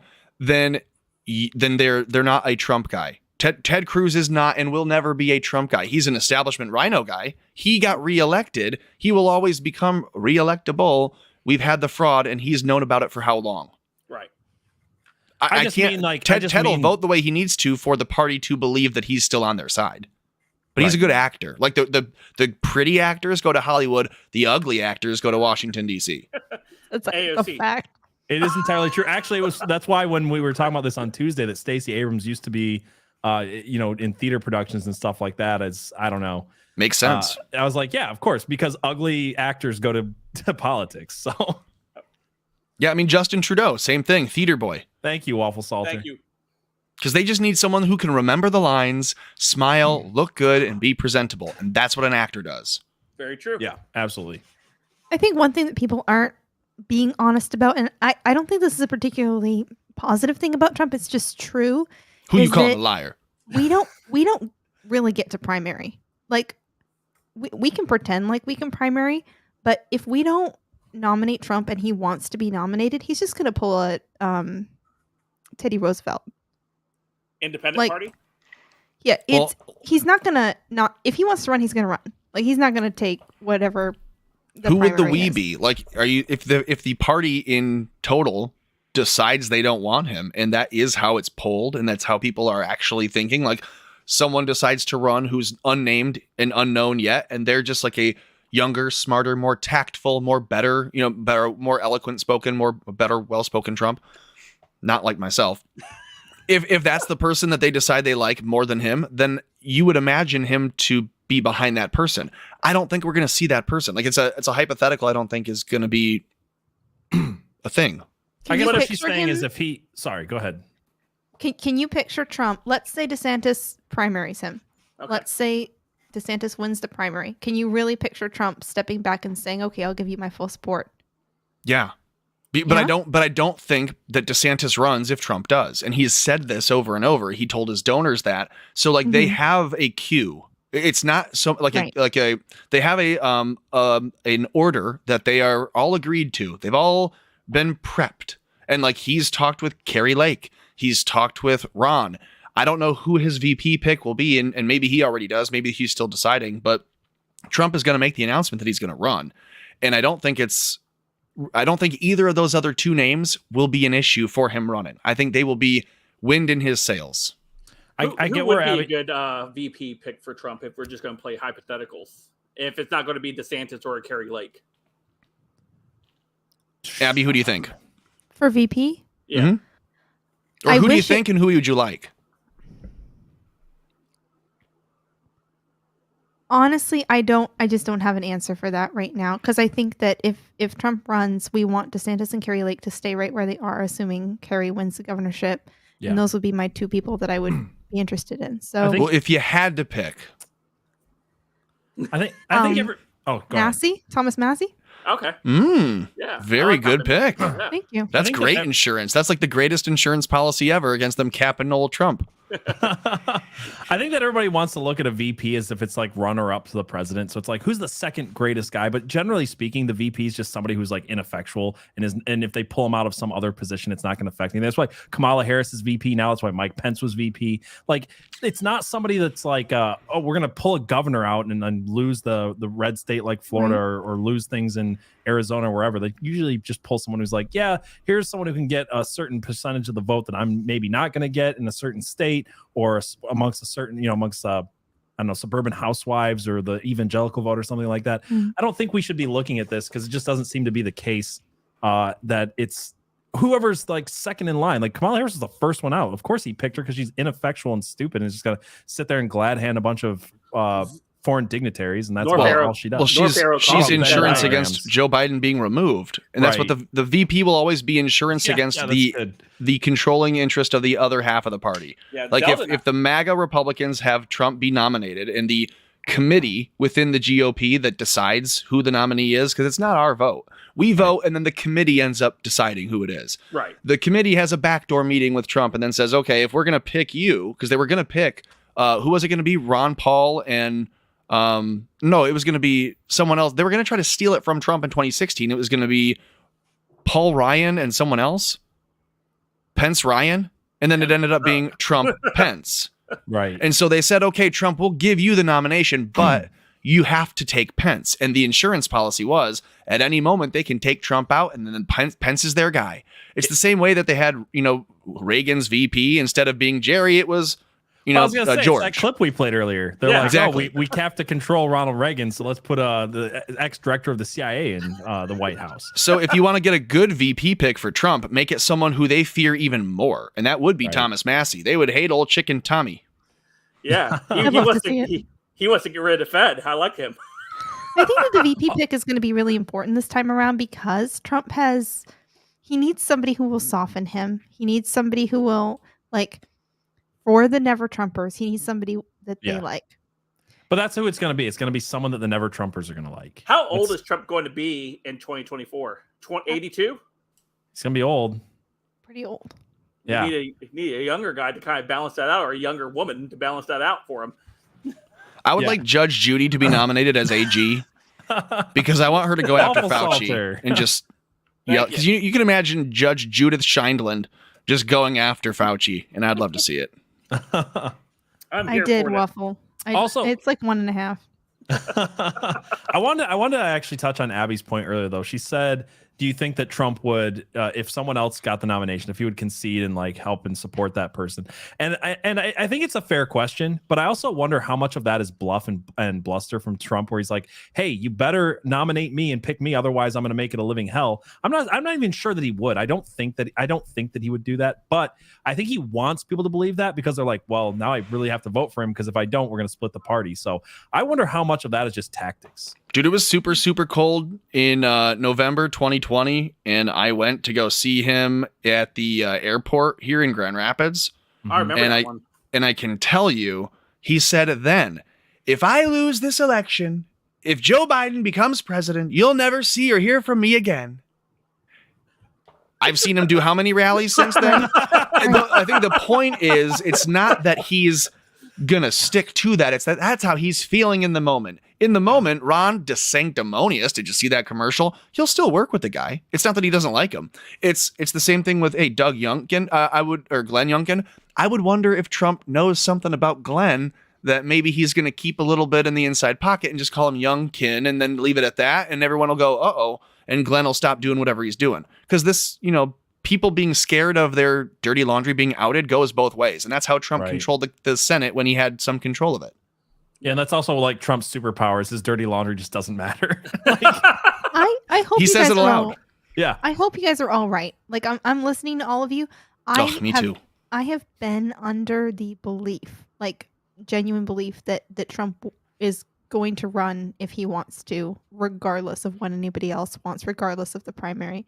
That's been my fear. But maybe that's a hypothetical that doesn't even. No, I share your fear, Abby. I'm just saying I'm like on the flip side, I wonder how much of that is him just being It's a good point. Yeah. But wait, what's the fear? Because if Trump doesn't run, who the hell is going to win in 2024? Fetterman. The fear is exactly what happened. Well, it's the Georgia thing, is what you're talking about. Well, it's what Teddy Roosevelt did. On his second term, he didn't get the nomination, so he ran independent. He split the party and lost, and so that's what I'm thinking. Did he go on to become the Supreme Court justice too? I can't remember. I think he did. Teddy was guy. such what a guy. Teddy is the most confusing political candidate in American history because he's like incredibly left wing on certain things and then incredibly conservative on others. And you're just like, I don't know what he is. Like, if you really study Teddy Roosevelt, you're like, who like everyone could praise him for something and nobody agrees with him on anything. You guys have seen that political square, the map of X and Y axes where he's on each one. Yes, he absolutely is. And he's kind of a badass. I mean, he literally gets shot and he's like, let me finish my 90-minute speech and then I'll go. Like, how? You can't take this bull moose down. That's just a 32. That's a pussy caliber right there. You know what? And giving a speech. That's some man DNA that doesn't exist in this country anymore. Absolutely. This $5 super chat on Rumble says Trump's dad died just shy of 94 years old. Apparently sharp as a tack up until his death. So Trump's got good genes. Now, here's my question. With people that have long telomeres, you know, that they live longer, they are healthier, they get over illness faster. So you saw Joe Trump. Biden. Trump bounced back from COVID after 2 days? Yeah. In the hot. So here's my question. If he is sharp as a tack, if he wants to go and hit the treadmill and the elliptical and get thin at Mar-a-Lago, then come up in New Jersey and Bedminster and play some tennis, lose that fat butt we saw in 2017. If he's going to do all of that, booty. Why would he? Yeah, I don't know what the fear, like when you're saying you're afraid he'll run. I'm afraid that he, for some reason, couldn't or wouldn't run, because then you got to find a replacement, and ain't nobody going to fill those shoes. No, she was saying she's afraid if he loses the primary that he will. Like, how would he lose the it? Republican Party. If he runs, he's the de facto nominee. No one else serious will even try. And that's right. Like, I think no one serious should try. And they'll announce, they're like, I don't want to run in the way of Trump, but I still would like to be looked at for VP. Because typically you want to announce that you'd run for president. And then they say, okay, well, at least they're considered VP, they're VP material because they were willing to be president. And that is how it's looked at. Like Biden looked at the former Democrats who bowed out and said, which one wants to be my VP? He didn't pick some other person. So I think maybe you'll see Rand Paul say he'll announce first of all the other people. And then Trump will say, Rand, you're silly, sit down. And then, it'll go on about his business. Yeah. No, I'm not afraid that he will run. Okay. I'm afraid of DeSantis and him splitting a vote. Right. That I would not like. Yeah. All right. I do have one update I want to go ahead and brief Don't make me afraid for no reason. We have a little update from Arizona right now. This is coming via Charlie Kirk. We got the message here, Frank. It looks like Taft was a Supreme Court justice after being president. Okay. I knew it was one of them. He also was a bath-sized person. He was a what? He was a giant bath-sized person. Wasn't Taft also the one that ran and then was president and then wasn't president, was president again? Wasn't that Taft? Yeah. I don't know, but I don't think he ever ran. No, he never ran. Yeah. No. He looked like the Miss America contestant from the one that just won recently. Yeah. Anyway, Charlie Kirk coming in here. He says, here's what's left before tonight's 80,000 Maricopa drop. Republican votes outstanding 68% or 173,000. Democrat votes outstanding 32% or 80,000. So, can you explain what that means for the layman? I would do my best. So what we have left here is 170. What's her name's down by 30,000 votes, you said? So they just updated. It's 35,000 votes now. Okay. So if we're going based off of the numbers that are left here, based off what they're thinking, Kerry would receive 173,000 votes and Katie would receive 80,000 votes. That's what everybody's saying is that the final votes that are coming in are essentially old Republican votes that were dropped off through the mail or something like that. So it's generally older Republican votes that are coming in late is what they're saying. So if this were happening like the day after the election, I'd maybe believe it. No, I'm not. This is like 5 days later. I'm just giving you the update that came in. I get it. But my comment on it is like, why is Charlie Kirk still biting this bait? Is he not smart enough to be like, hey, let's not make comments and try to like validate or give any kind of credibility to the theories behind the dumps, because there shouldn't be dumps. Right. Let's call that. Right. There should not be. We should not be predicting what could be in the next batch of votes. Like, that sounds ridiculous. See, but you're exactly right, because this is the problem. Now Republicans are trying to normalize the idea of batch votes dropping late. It's like, oh, well, I guess it's actually okay that we have these late massive dumps of 300,000 votes. We don't know how many votes we have left, and it's going to take us a month. But it's okay because, look, it's breaking for Carrie Lake, so that it feels like they're carrying the water for the Democratic Party's ridiculous ideas. This is from there we go. Real Truth Cactus here. Teddy Roosevelt, all of it. No, I've seen way too many conservatives, and it's not all conservatives, but a lot, defending mail-in voting because it's so convenient. And it's like, oh, do you not see? Like, how is it that you can't make time once a year, tops, once every 2 years, to go walk in? Is that level of convenience really worth it for you? And apparently for a lot of people it is. I'll just say it. I would get rid of all voting that's not at the polling place outside of the military today. All of it. And I mean old people in old folks' homes, all of it. I don't care. If you can't show up, if you're so decrepit that you can't actually go to a polling place, you probably shouldn't be voting anyway. And here's the other thing that nobody wants to talk about. How much of these senior citizen homes that we're supposed to believe are going to break for Carrie Lake are being ballot harvested by their left wing? Yeah, that's my every point. Single one. Who's the number one victim of scams? Who sent the Nigerian prince the money? It's old folks. Yeah. Oh, not me. Old folks. Yeah, that was the answer. No, I'm saying people in old folks' homes are being ballot harvested, and then we want to be like, oh, well, we want their votes because old people generally vote Republican, so we're going to allow this mail dump and these ballots and normalize it. I'd get rid of all of that outside of the military. Let the military vote by mail. Fix that system, because apparently that's broken too. And then every single other person has to be there in person. The Republicans in New Jersey were caught doing the same exact thing. They were harvesting ballots. And I know there was maybe some sarcasm or sarcastic joking about earlier, saying like, oh, maybe we should just do what they do. We should just be ballot harvesting too. I don't think making the situation worse and playing into the evil game that they're already cheating helps. I think pointing out the audacity of them to do this openly. I mean, this is brazen, not to sound like the judge, but don't get brazen with me in Arizona. They're openly stealing numbers, we'll say, and I'll leave it at that. Well, you made the point earlier too, Tom, that they call them ballots now, not people, not votes. It's ballots. Yep. And they're going to count every ballot until and that's what the Democrats have a weird way of messaging that. They say we're going to count every ballot until the job is done. Like, what's the job?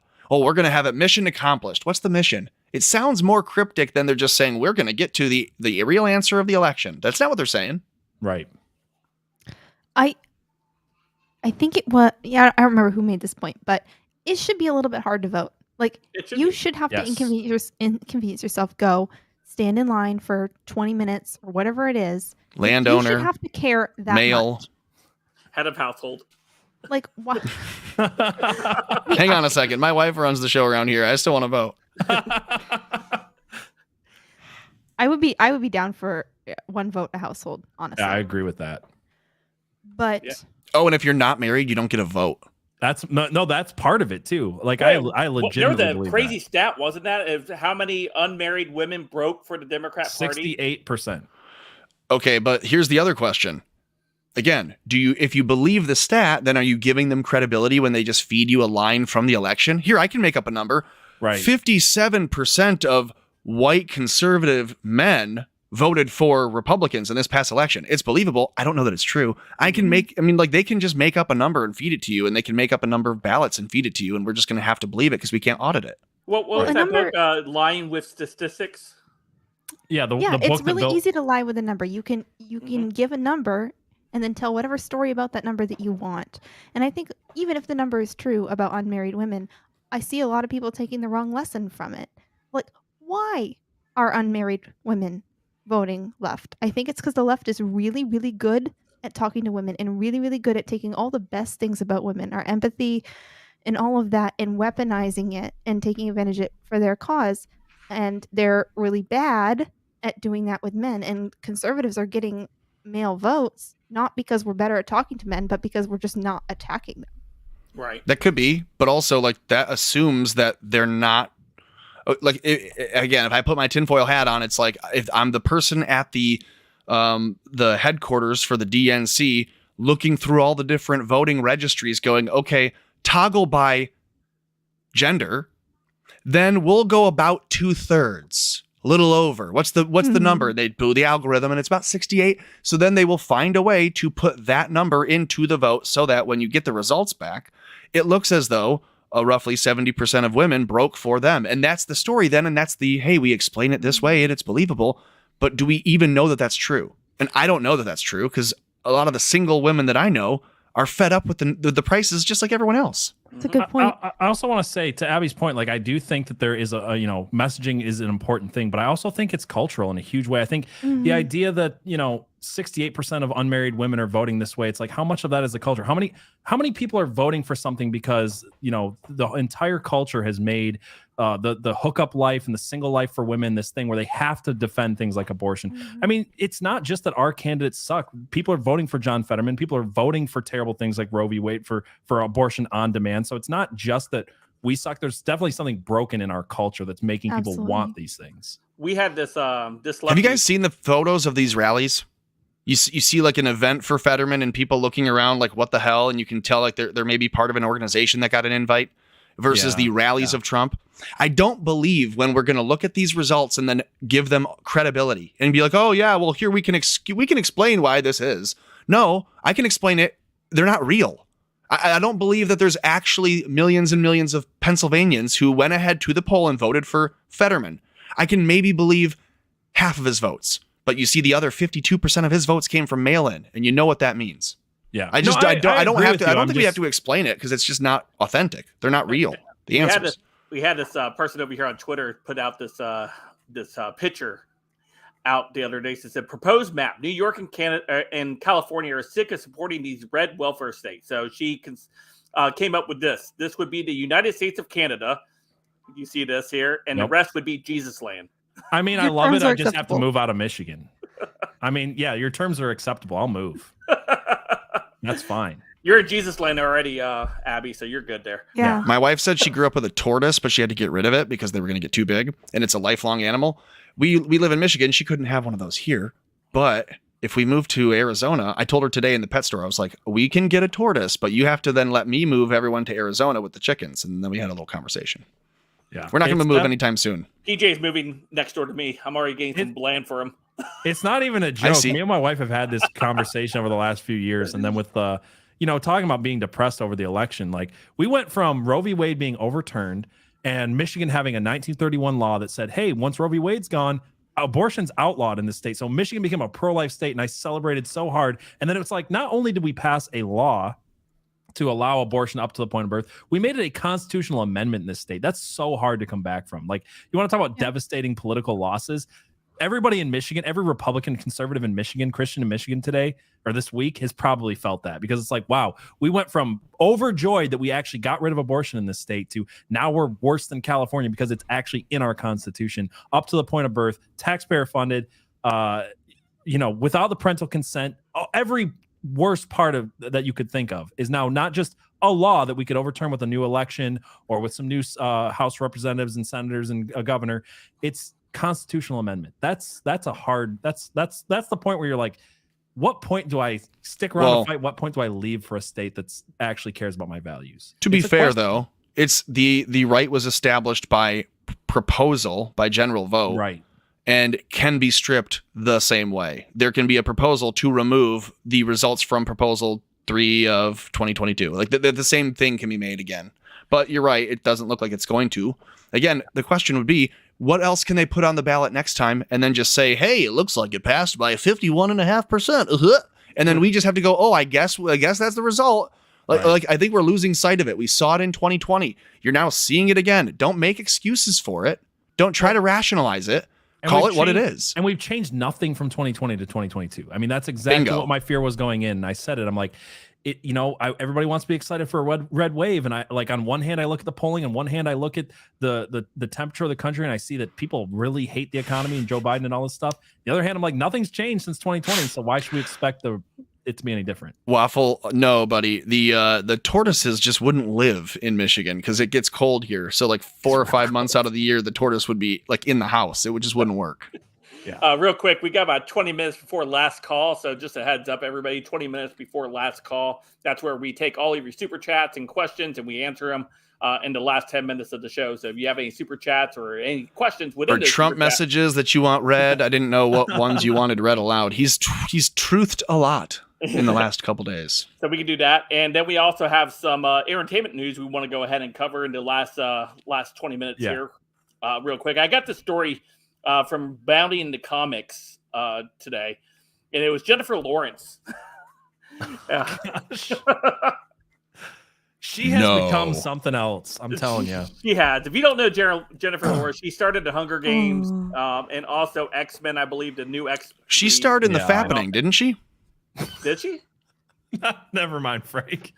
Anyway, she said the Don't Look Up star, Jennifer Lawrence, implies her parents support Nazis because of their conservative political beliefs.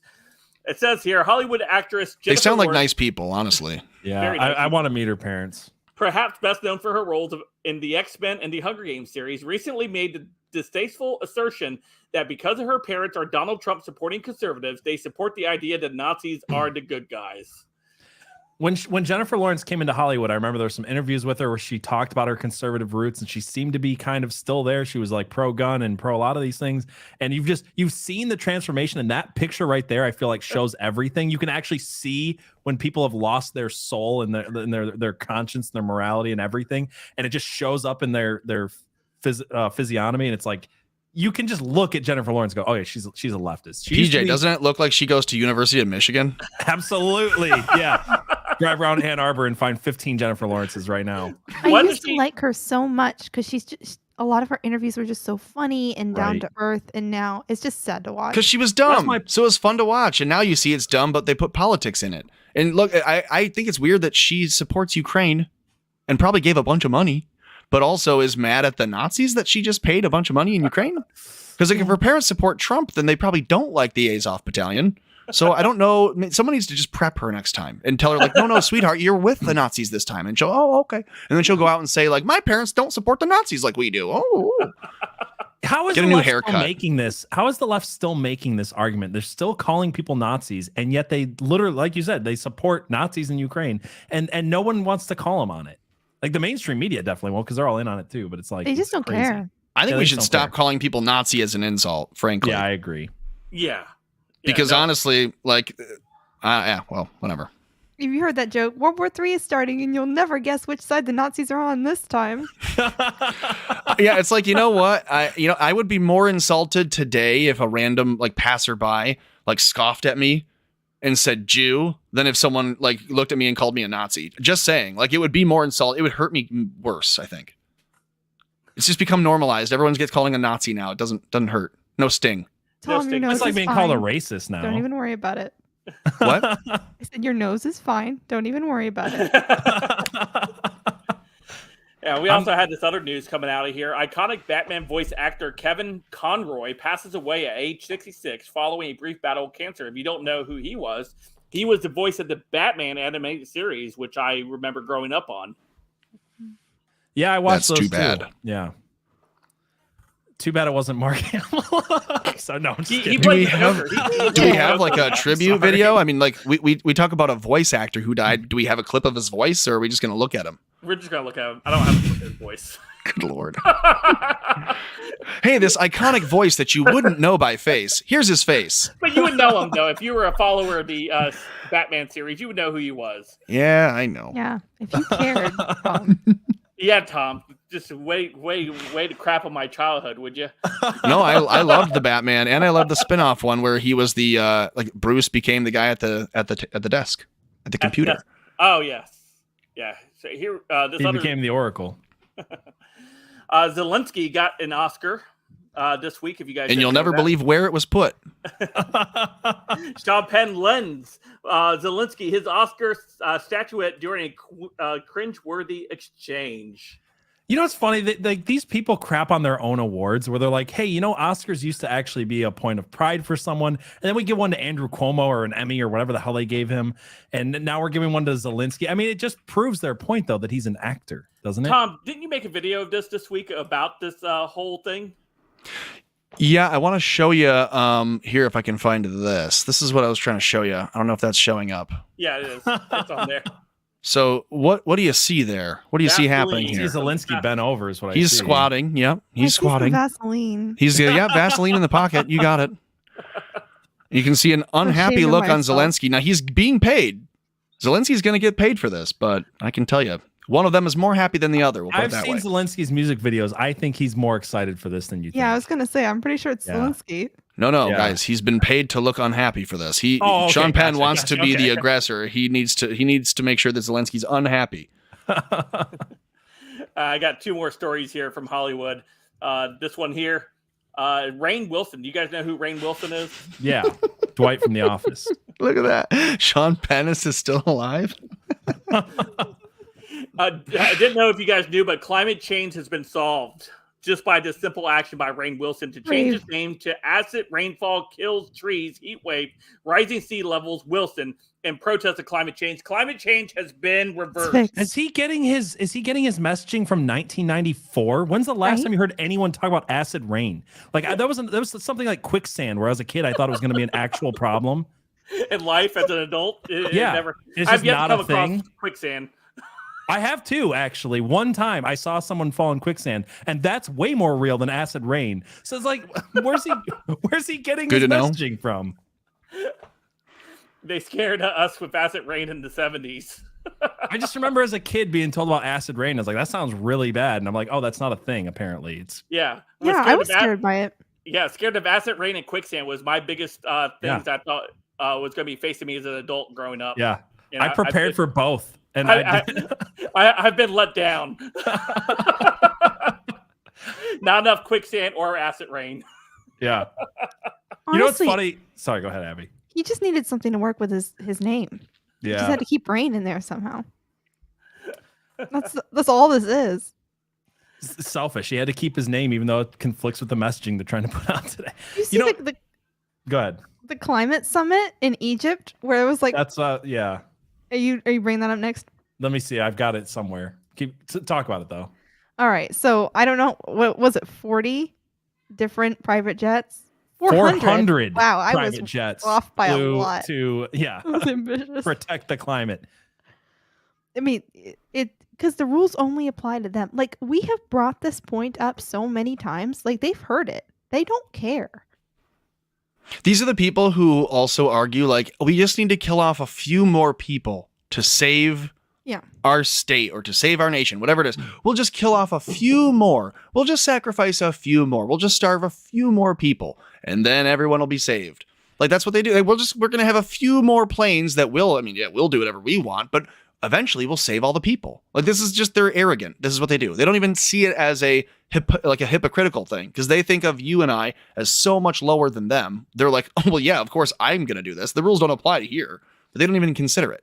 Well, also they're never punished for being wrong. I mean, the whole idea, like Stacey Abrams can still go out there and say, well, I guess her point was on the economy, but people still go out there and say like, well, we need to fix the climate by having less babies, and it's this population bomb. When did that book come out? The 1970s, and it was proven wrong. I think we've more than doubled the amount of people in the world since then, and overall there's less people in poverty, less people are going hungry. Everything they told us was going to happen didn't happen.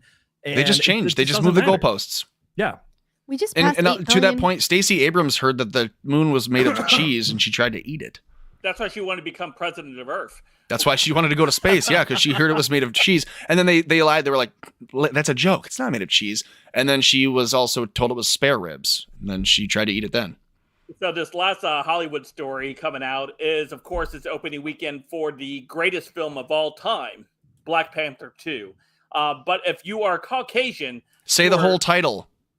I have no idea what the whole title is. What, Wakanda Forever? There you go. Show some respect. And if you really care about black people, you're going to go out and you're going to buy a ticket and you're going to give one to a black person.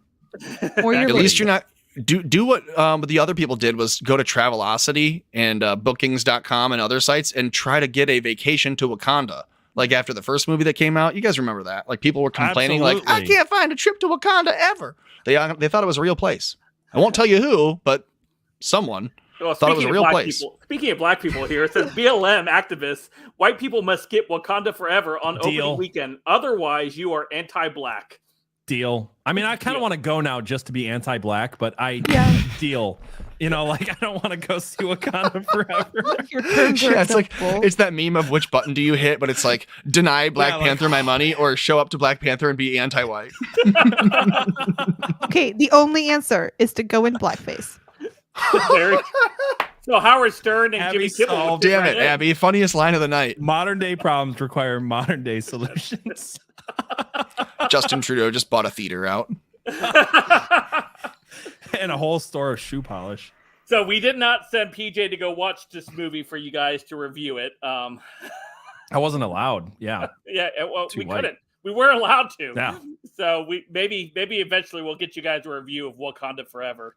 I mean, if Abby's gonna put her money where her mouth is, she's gonna come in next week in blackface and give you guys a review of Wakanda Forever. Okay, I told my wife we went out for dinner last night and we were going to go see like dinner and then a movie in the theaters right next door. And it was Black Panther 2 Wakanda Forever. And then the next one showing was Black Adam. And it was seriously a 3-minute conversation where I was like, no. That one's a different. No, Black Panther 2 is not the same. And she was like, I don't understand. It's a superhero. It's a black. It's a what? It's what? And I'm like, no. It's a different thing. I showed her the trailer. Then she goes, yeah, Black Panther 2. So don't try to explain the difference to anyone who is white. Won't work.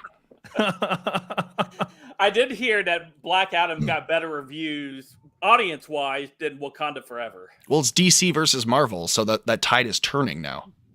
It does seem to be, but what's sad is like it's not because DC's gotten better. They're just as bad as they've always been. It's just that Marvel's gotten that bad.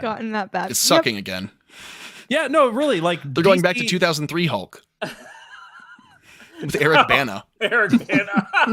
Oh gosh, that was pretty bad. Yeah, and Aerosmith's daughter or whatever her name is, Liv Tyler. Yeah, Liv Tyler. Yeah. God, wait. Armageddon. Was she in the one with? Yeah, she was in that one, wasn't she? Or was she in the one with No, I'm talking about. There's 2 Hulk movies before they got Mark Ruffalo. They had Eric Bana, and then they had Edward Norton. Was she in the one with Edward Norton with Eric Bana? I can't remember. Let's call it both and move on. Yeah, okay, sorry. Edward Norton. I don't know. Libby, get to it. Pull it up. I only remember Edward Norton from History X or whatever. Find out. American History X. Yeah, you would like that movie. I don't mind him. Speaking of black people, I don't mind him as an actor, but I just Frank is the really meme. Didn't get him as the Hulk. Becoming. No, you didn't like him he was as a the terrible Hulk. I thought he was better than Eric Bana. Terrible. Well, anybody was better than Eric Bana. Well, that movie was atrocious. Is he better than Mark Ruffalo? No, hey, I was wrong. I was wrong. Mark It's not the lady Liv Tyler. It's Jennifer Connelly. Oh, I can't Top get Gun? the 2 of them straight. They're the same person to me. No, Ruffalo's they a are really not. annoying person, but I loved him as the Hulk. Yeah, Mark Ruffalo, like, to give him his credit, like, I can't stand him as a human being, but he is the best Bruce Banner. Yeah, I Wait, agree. what? Mark Ruffalo? Serious. Mark Ruffalo is the best one for Bruce Banner, even though he's a terrible human being. Guys, Lou Ferrigno, and then that's it. Well- we call it a day. I said Bruce Banner, though. Lou Ferrigno never played Bruce Banner. Fight Club was awesome, by the way. What? Well, okay. Fight Club never was mind. great, yeah. Yeah. Oh, Yeah, no, that wasn't about that. That was about Lou Ferrigno. Sorry. Lou Ferrigno only played the Hulk. He did not play Bruce Banner. Well, he when played the was not security Hulk. guard in what movie was that? The 2003 one. He Yeah. played the security guard. Yeah. So he got to play in the Hulk movie, but not as Hulk. So no one has played a good Bruce Banner yet, is what we're finding out. All right. Because Lou Ferrigno was not Bruce Banner. What's the That's name? what I was saying. He was just Hulk. Who was He it? was just a Hulk. Lou Ferrigno. Yeah. I wanted Frank to tell me. Oh, I okay. know, because I mispronounced it. That's why you wanted people to say I was it. trying to save you, Frank. I knew what he was getting That's at. why I was like, answered it. Lou Flamingo. Who? I was running What? cover for Frank, and Tom wouldn't let it go.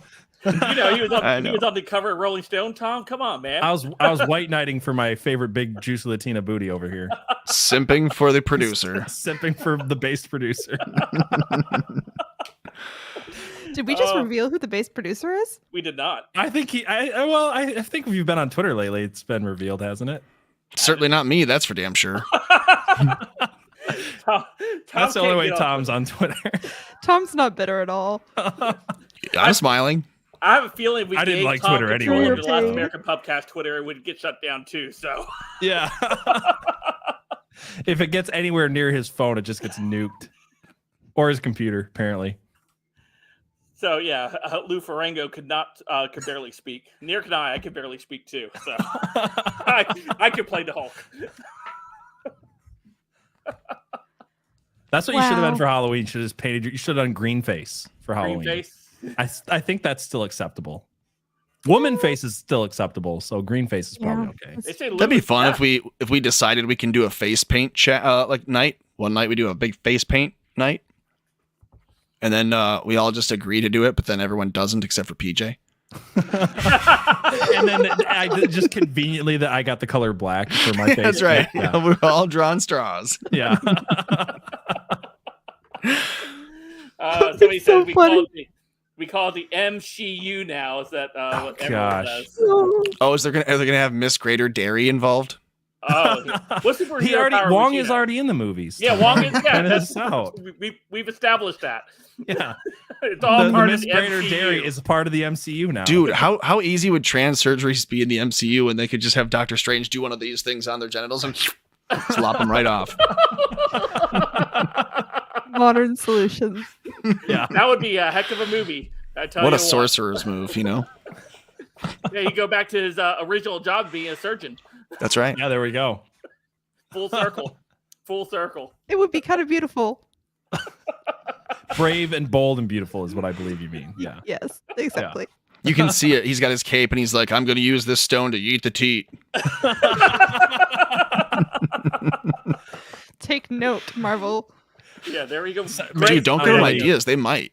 Make it sound probably. Latin. I bet you someone at Disney is having to tell someone else at Disney, "No, we can't do that," and they've probably pushed something like that.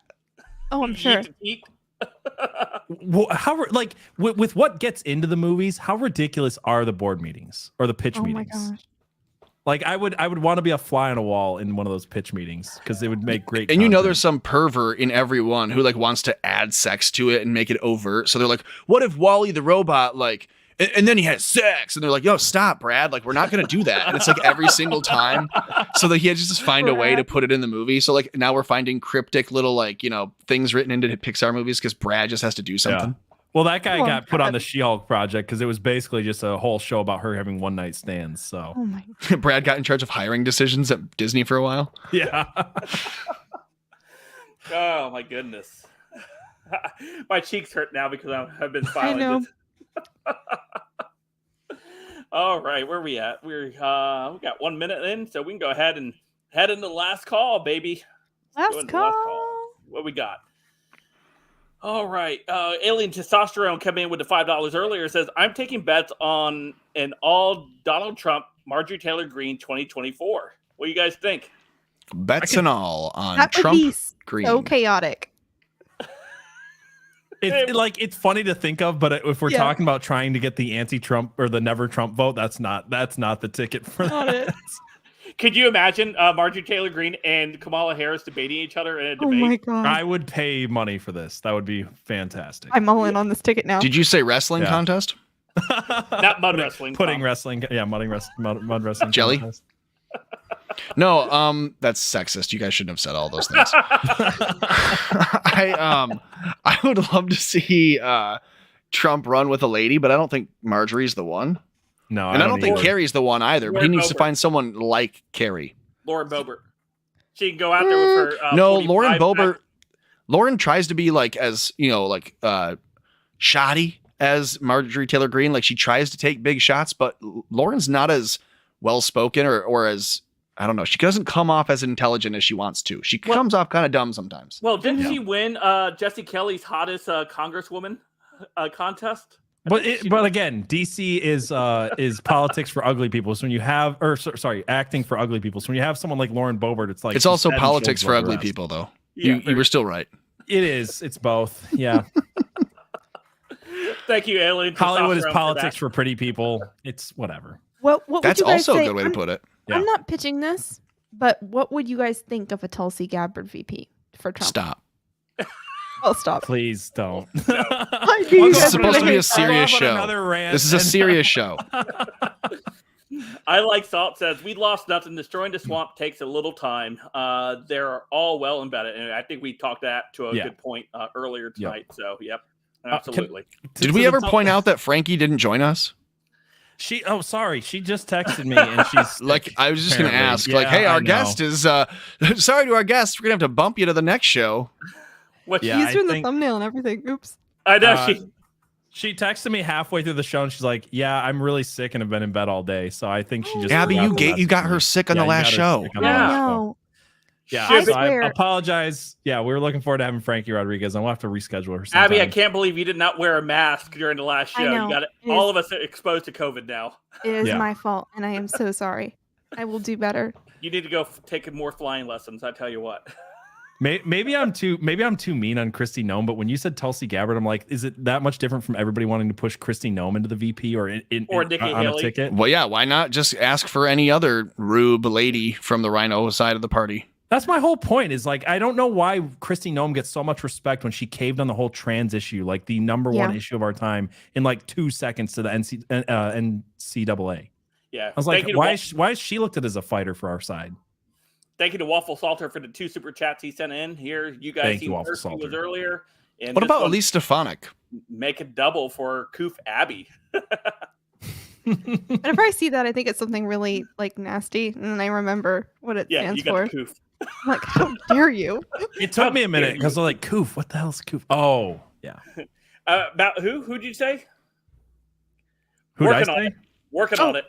Oh, Yes. Elise Stefanik, Why am I blanking on who that is? That's a Congresswoman from New York. Oh, she's the first to come out and formally endorse Trump for president in 2024. I would be curious to know if there's anything behind that or why. And again, we were just saying he needs to find a well-spoken and, accomplished woman in government. There's one who hasn't caved on a lot yet. I was kind of iffy on her for a while. I actually made a couple of videos that were not very flattering for. Well, you better go delete those. No, I'm kidding. You probably did get deleted already during that one batch. I had to delete like 1,000 videos, and that might have been in that dump that I got rid of. But she just seems a little rhino-ish. And maybe That's what we're talking about. He needs to pick a Rhino lady who can camouflage in and get the lady vote. And maybe it's because she is from New York, though, too. So But maybe no one why likes she- Nikki Haley. Yeah, I don't like I Nikki. think the Haley. normies like her. Whenever I talk The to boomers normies, like I like her. Nikki Haley. Normies do like her, so it's like it's not bad tactically, but I just don't want to see it. Well, the boomers also like Tulsi Gabbard, too. Yeah. I just don't want to normalize that for our I'm party. saying, I I'm just don't. saying. As a cultural aspect of it, I just don't want to do that. I will say, I think she's working her ass off for it. Like, I think what we're watching her do right now is make her move for VP.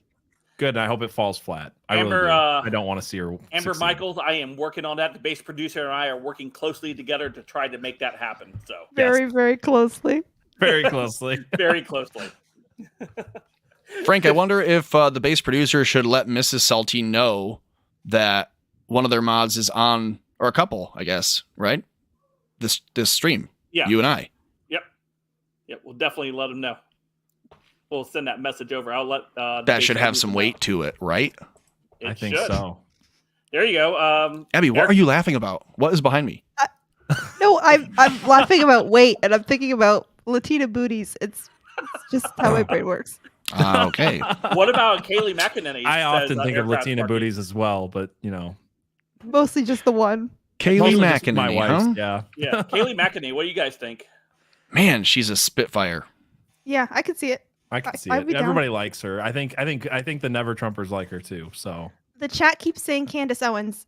I don't like it, but I hear you. Did she read? Did she have her Daily Wire piece just taken down the other day? She just posted a big thing about how her opinion of Trump is now changing after the midterms. She's done a full, Rhino pivot, a heel turn. She's done a lot of pivoting lately, so she's done a lot of pivoting. That She jumped on with started- Kanye, and then she didn't get enough of a wave from that, and now she's jumping against Trump, trying to get a wave on that. Well, she was really pissed when Trump made a comment about her that was a little bit disparaging, and I think that's when she started to flip. What was that comment that she made? I don't remember the was quote. It like recently, or was it? It was a good 4 months ago, I would say. It couldn't have been as bad as what Dave Chappelle said about her. No, it wasn't. Yeah. For those at home, he joked on a Netflix special to an arena that she had a smelly vagina, and then he said it like 3 times. And then went back to it again later in the night and said Candace Owens is smelly vagina. So it became a thing that, like, in the black community, they all started dogging on Candace Owens for having a unkept ladyhood. Yeah. Well, speaking of Dave Chappelle, apparently the writers of Netflix, not Netflix, Saturday Night Live. The writers of Netflix. The writers at Saturday Night Live are protesting his appearance coming up. Yeah. Oh, so, good. Why not just cancel the entire show and like just all go home because SNL is done? They can't bring on an actual funny person. No, they just can't. Be too obvious. It would make the rest of them look like hacks, which they are. Yeah. Well, they'd have to actually be funny, and that would have to actually poke fun at the truth, and they can't do that because they're a part of the narrative holding up the lie right now. Yeah. SNL is the least funny thing on television. So it's like, did you guys see that recent bit they did where it's like 2 years too late kind of bit about COVID? Yeah. Where they're like, hey, if you really want to take a few weeks off of work because you're sick of working, why don't you try getting COVID? Doctors recommend getting COVID. It was like this whole joke. And it's like, that would have been funny 2 years ago, but now you're doing that. It's safe. Now the Atlantic article comes out and it's like, hey, can we have amnesty? Now you're doing your whole pitch of like, oh, see, we can be funny about COVID too. And it's just, it's so stupid. SNL should be done. I don't know how is it still on air? We want to make sure we give a good shout out there to Ocean Breeze Salty. Thank you. I completely missed that. I'm so sorry. Says you should all show up in Hulk green. Cheers. Yeah, how about we all do that and not tell PJ that we're not going to do it, and all of us, but really just PJ. Yeah, just really PJ. This is true. Dave hasn't been that funny in years, but he's still a million times funnier than everyone at Saturday Night Live. Yeah, actually, that's something I wish more people would say because everybody's talking about, like, everybody wants to make Dave look culturally. Dave Chappelle did some things that I think were kind of important, but he's not as funny. I don't know what happened there. We got some censorship of lies happening. What? Silence, PJ. I didn't think his newest special was as funny as everybody wanted it to be. That's my point. Like, it had some good moments, but I don't think it was as, it was a lot more of a serious tone than his previous stuff. Some of it was a little bit vicious too. Like, which one? Which special are we talking about? The one the left freaked out about. I don't even remember what it's called. With the trans stuff? Chappelle one. Yeah. Yeah, like he had some The great Closer. stuff. The Closer. That's what it's called. That's what. Okay. Yeah. And I'm not dissing on Dave Chappelle. He's one of the greatest comedians, of all time. But like his recent stuff has been, it's been a lot more of a serious tone. It just hasn't been as funny. Yeah. But, yeah. Gain Trust is right. He still hates Whitey. Yeah. There was like an equal number of moments where I was like, that was a great line, and oh, cringe. There we go. I don't know. Am I wrong, Tom? Was The Closer funnier than I remember it being? I mean, I guess I'm not the opinion that you want, probably, because I love comedy and all things stand up, and I thought Dave Chappelle's too. Has he had better specials than The Closer? Maybe. Probably, like the what was it, the two birds and the whatever else, something like that. He had a special named something about the bird and the whatever, and he had a big long monologue about a pimp.